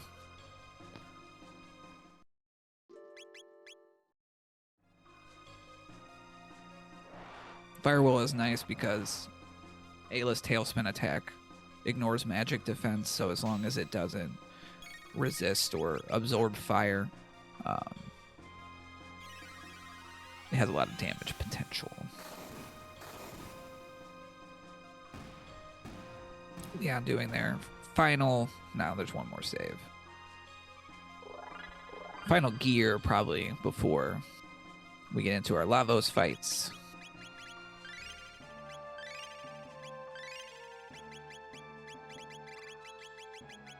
I think Beauty is... Yeah, at the... Running down the stairs now. Finish grinding. Softening up their Ayla.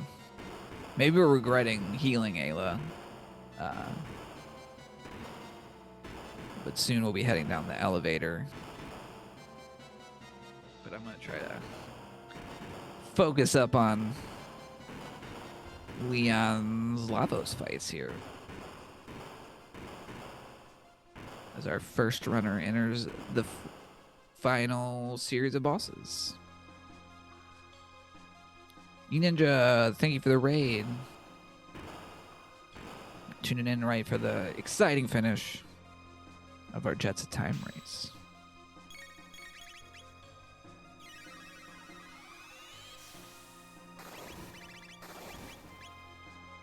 Ray through Dalton.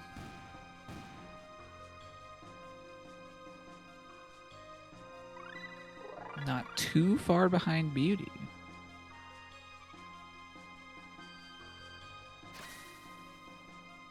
All right, Lavos won. 12,000 hit points.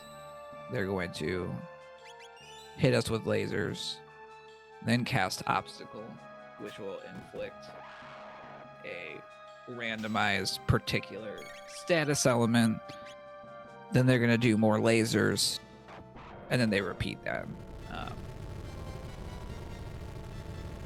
Generally, we're trying to power through before we kind of get caught in like a recovery loop. This is obviously one of those where we talked about status protection almost and not at all, but here is really where we need it. Obstacle today is sleep, which is not the worst. If someone gets hit with damage, they'll wake up, but you can imagine if we got a full party sleep there with no status protection, we would be in a tight spot, and we are going to run that into that again for Lavos 2. So that'll be fairly important, excuse me, to have Phone into their Black Tyranno fight.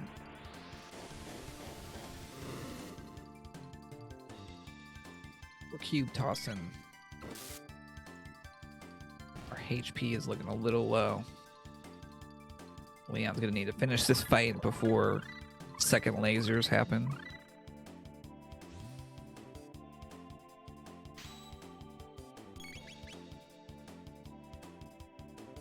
Sending in. It is Fitz. And they are through Lavos 1.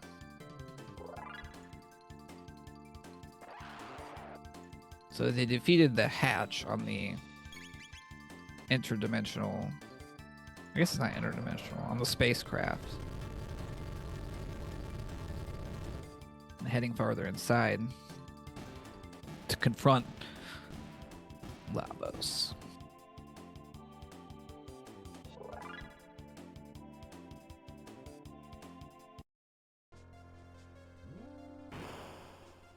So Lavos 2, it's got 3 parts.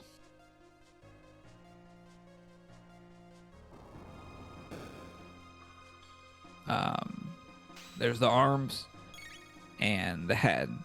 The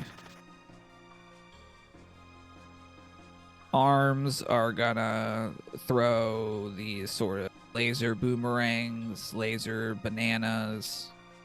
Of course, we have the doors open and the lasers as our opening attack. We kind of have 2 approaches here. If we feel like we have the damage, we'll just try to take out the 2 arms in one shot. If not, then we want to heal up and try to take down one of the arms. These boomerangs will hurt, I think at full hit points without like protect. They drop a character. It looks like Ayla got double targeted, which is probably the best thing that could happen here. So Leon doing a good job of showing some patience, reacting to what's happened, and then gonna pile on the damage now. Phone finishing Tyranno there. We'll be heading to Ocean Palace, a few minutes behind Ray.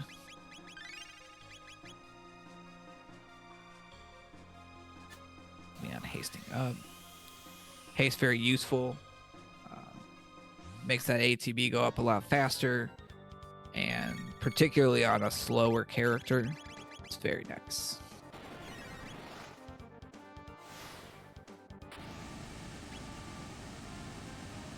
Beauty finishing up their golem fights and looking to be about 2 phases of Lavos behind. Heading into their final fights.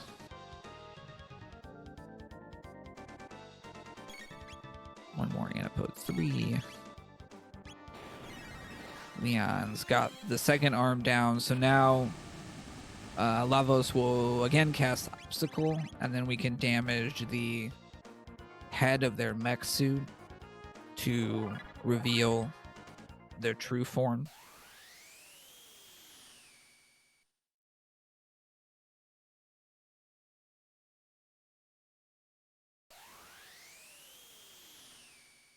phone finishing up their shop.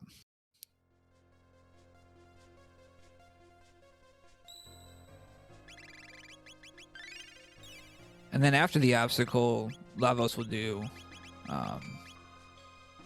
like a poison attack, this Shadow Slay, which should probably only affect Marl because of status protection, and it didn't even.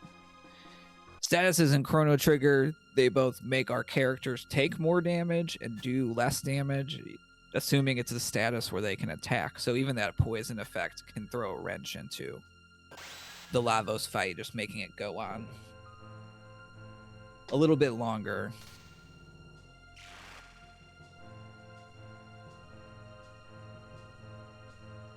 But I think with that, they need one more big hit.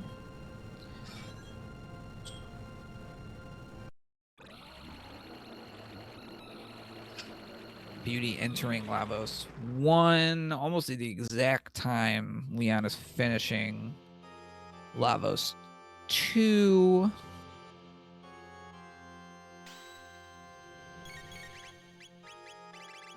So within the transition between Lavos 2 and 3, there is an opportunity for us to get into the menu.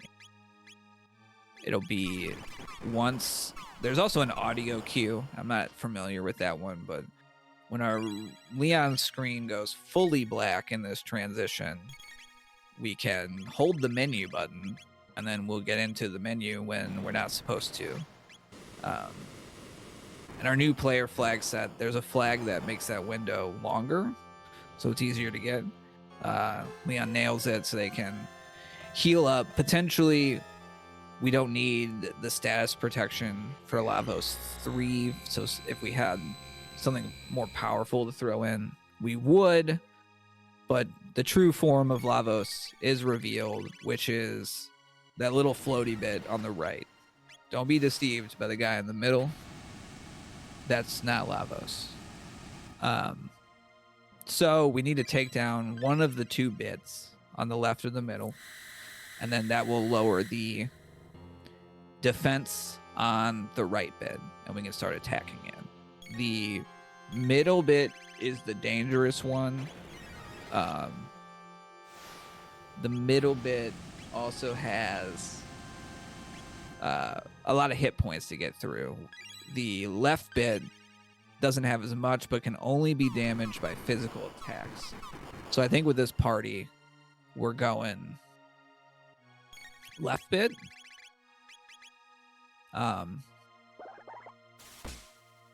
No, we're going middle bit. Sorry. But I think we'll have to kind of be aware of is that if we do an AoE attack and only the two outside bits are there, then they counter. So we won't be able to use like Antipode 3. It looks like Leon's actually maybe doing what we lovingly call multi-bit, where he's going to take down the left bit, start blasting damage, and soften up the middle part. And then once the left bit revives again, be able to very quickly take down the middle bit. The middle bit's a gimmick. They are scripted, but it depends on what time warps they go into, which is random. And so the ones that are really dangerous are going to be the prehistory and the future. If we see those, we either need to kill middle bit immediately or like prepare to take a massive AoE hit. So far, they've shifted into fairly tame ones. Although that spell can be really annoying, particularly if we took off our status protection for like a magic ring or something to give us more damage.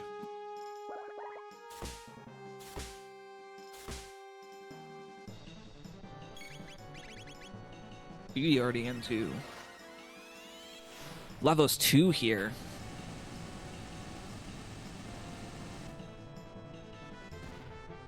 Still with a pretty good time considering Beauty did Geno Dome. And that's kind of, I think, highlights a little bit of the, like, I think Beauty was able to get through Ocean Palace a lot faster, and the shopping, because they didn't have to grind as much. They'd already done Chrono Dome, and was able to make up quite a bit of ground. Will it be enough? We shall see. Leon continuing to pile damage on right bit. It's got 20k that we have to get through. We have shifted into the future, and so Lavos' second attack is going to be called Grand Dream. It is a massive non-elemental AoE attack. It will hurt a lot, but kind of hints what I said. There's certain time zones where it's like, oh shoot, kill him.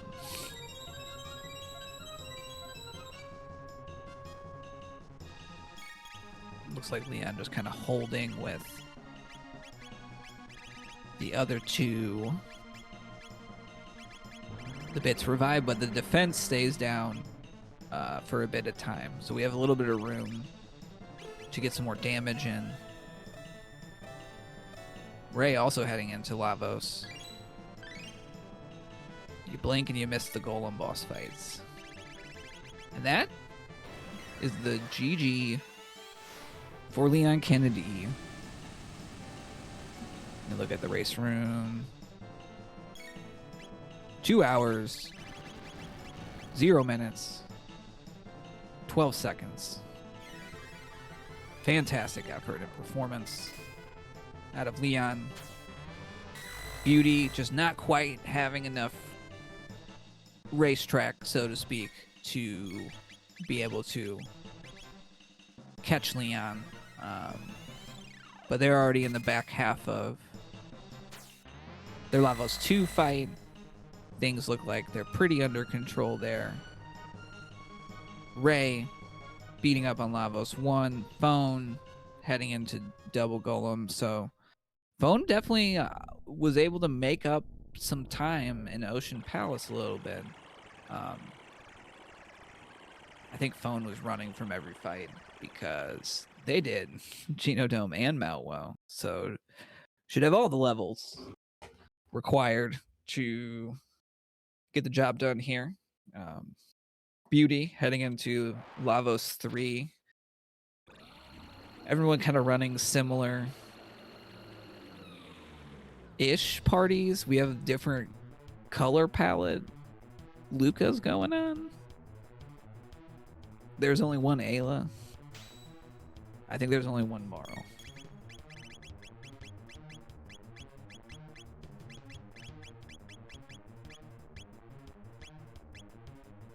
Looks like Beauty did not get the menu, but they were in pretty good shape coming out, so not the worst thing in the world.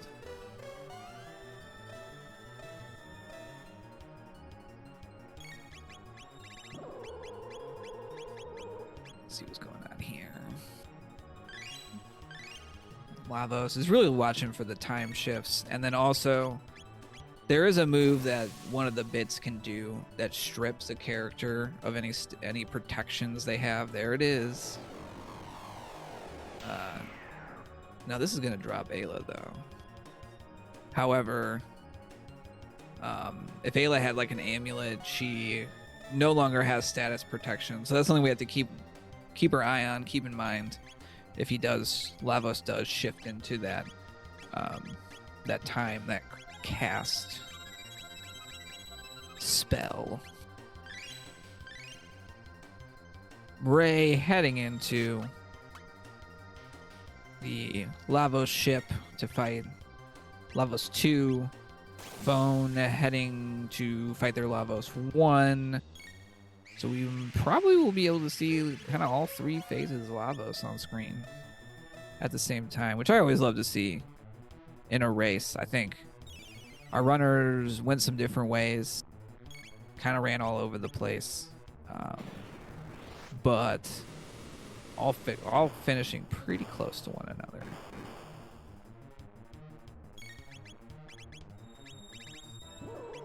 So far, we have not even gotten a time shift from Lavos. And it looks like we are joined by our first place finisher, Leon Kennedy, GG's as we watch the 3 phases of Lavos unfold. Hey, how's it going? Pretty good. GG's, how was your run? That was good. I thought it went pretty good actually. It was fun.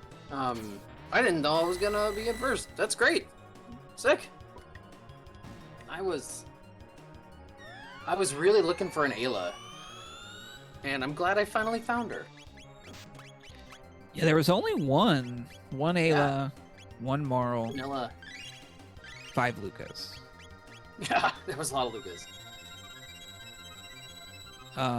But yeah, I think that one of the big sort of differences was you managed to pull your go mode without visiting the Geno Dome or Sure.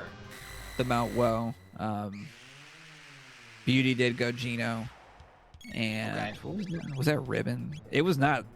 It was sorrowful. It was not.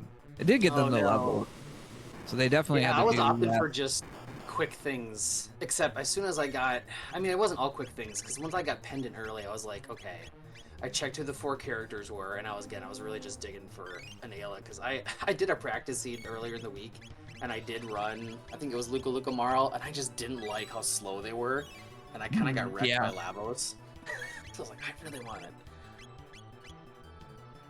Glad it worked out. Yeah, it was a great race to watch. We definitely saw a bit of divergence, a bit of Cool. well, we didn't see all. We potentially had all 3 go modes. Phone really didn't want. They really committed hard to not doing Magus Castle. Okay. Unfortunately, that meant doing Mount Woe and Geno Dome because the other gross. 2 go modes were behind Prism Shard and Sunstone. Oh, jeez. Okay, so everyone ended up doing Mega's Castle then? So Beauty did end up doing Prism Shard to get Dream Stone. Oh, was that Dreamstone? Okay, yeah, because Yeah. Knife, and then I got Gate Key. Yeah. Somewhere near the end. I don't remember where it was. So they did Tyranno. Phone eventually also did Tyranno. And Ray went Magus Castle. Cool. Yeah, I think I only We had got one wipe, and that was a pretty easy. It wasn't bad. I think it was against Flea in Magus's Castle in Vanilla spot. But besides that, like double Golem boss on Delton was nice. There weren't any other super crazy boss fights. I didn't feel like I got pretty lucky with Magus with barrier shifts. Yeah. And then it was always just that question of how long do I grind, but I don't know if I needed Fire 2 and Blaze Kick, but it felt nice to have, so. Yeah, I think it's one of those where, like, particularly with Lavos, like, having diverse offense Yeah. increases, like, our percent of getting through that fight or being able to keep damage up. I definitely thought, because I found an amulet, because I went slightly out of my way to get one chest. I can't remember where it was exactly, but I thought I was buying one in the new shop, and I just forgot about it or something. I just bought a bunch of elixirs. Yeah, I think obstacle was sleep, so not the worst thing in the world. It looks like Beauty is at least 1 damage. They're pretty close. Yeah, this looks sweet. Everyone's fighting Lavos. This is great. Pretty close race. I love that. Any Very quick. favorite moments or, do you like running the ladies team? I do like the ladies team, with the one caveat that I do really think I need to have Ayla on my team. Yeah, the I speed wish- problem is a big one. Like, even with having like a tab invest for sale, like getting all 3 to some sort of decent, like above 10 speed is going to be challenging generally. Yeah, finding those vests to buy in the future was cool. I liked that. We got a GG's for beauty. Nice. Race room time. 2:08:51. So they were able to make up some time, but just a little bit. Not enough race. Having a little bit, they had a little bit of a power edge just doing. Sure. They did. What'd you say, Gino or Woe or something? They did Gino. Phone did both Gino and Woe. We didn't see any like specs or anything like that, so it wasn't like a huge power spike. It was just getting. Did anyone find any cool equipment? Well, we saw all the weapons that wouldn't Crisis be useful, weapons. right? Like Yeah. the sickle, and there was a Wonder Mune too, which was not useful. I think I saw like a shield dress -2, but I did use that. I gave that to Marl. I think we didn't see no shades or specs, no haste gear, No haste helms or anything. Yeah. none We of did the get that rock. one Nova armor though. I don't know who said that in the race room ahead of time.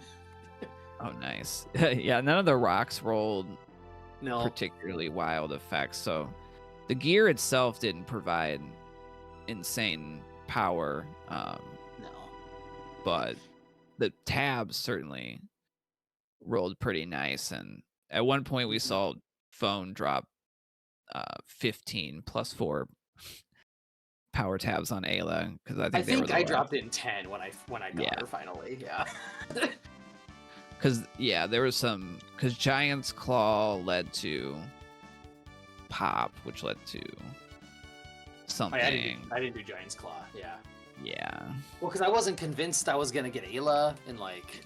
Well, there's not a reason to go get any of the out of the way power tabs if we haven't seen Ayla for that long. And I skipped a 40 lot of is the early checks because I went to Future pretty quick. Yeah, I think we kind of saw both sort of logical decisions of like Pendant and like Clone were out there pretty early. Where was Clone? I didn't do that one. Or was it Egg? I'm trying to remember now. I didn't finish Desert. I didn't finish Heckrams. I didn't finish Denadoro. I didn't finish Thomas Pop. I didn't do any of those. I think Desert was Clone, but you didn't finish it. So like, no, we had a couple people that had 2 pieces of Future, and I think that sometimes influences like, I should clean up some earlier stuff versus like rushing Future. And they're both like, I think make sense and are like the correct call like in the moment. And it's only in hindsight we could be like, oh well, rushing the Future was the move. But it was one of those where it teased the early Future. Sure. Yes. Go It's mode, like, I got 2 or 3. Could it be? Yeah. Everything else came. We got dueling Lavos. Yep. Watch this. Which I think Phone has the damage edge. Ooh, this is a bad time. So far, we haven't seen any ultimate attacks out of. Yeah, I didn't get one either. I think I just got evil starred, so that was okay. Totally fine. And we won't see it yet. As Ray gets out. Stoned here, right? Prehistoric is Grand Stone, but it's gone. Yeah. So that's nice. Hey, there we go. It's time for Phone. GG's. It's a 213 even.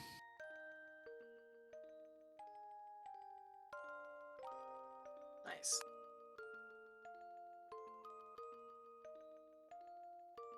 Ray's pretty close, I think. Yeah, I love that this has all been pretty close for 4 players. It's always cool to see that. I always get worried with a team like the all ladies comp that can't full party heal. And the Lapises rolled Lapis M's, which I like never used anyway. But that always scares me. I did notice that. And Yeah, it's one of those where it's like I don't miss it until really like towards the end, right? Because then it's when we start taking a lot of like big AoE hits, and it's like, oh no. Sometimes even levels 1 can be scary if you don't get past like 2 or 3 Rain of Heavens or whatever. Yeah. Any fight that goes longer, we generally need more healing, right? And so that's always like my tip for like the newer players is like if we have a low power party, like level more or be ready to like be reviving and healing a lot. Yeah, I think I got to 30 on the grind spot, and then I opted for safer strats, which were not faster, but against levels. I ended up like protecting and hasting and stuff, and just being like ready, which worked out in the end. Yeah, it certainly did. It worked out. I didn't die, and that helps.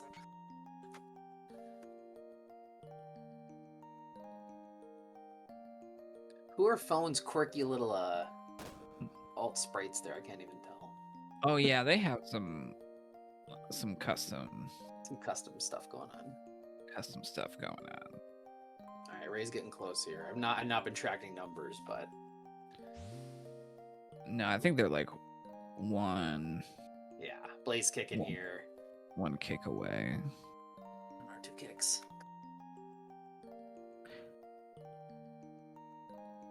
Nice. Yeah, I know Beauty said ahead of time that they're very tired and was not going to jump in for interviews. GG's all around. Woo!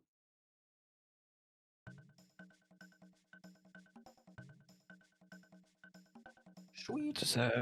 Just a great race.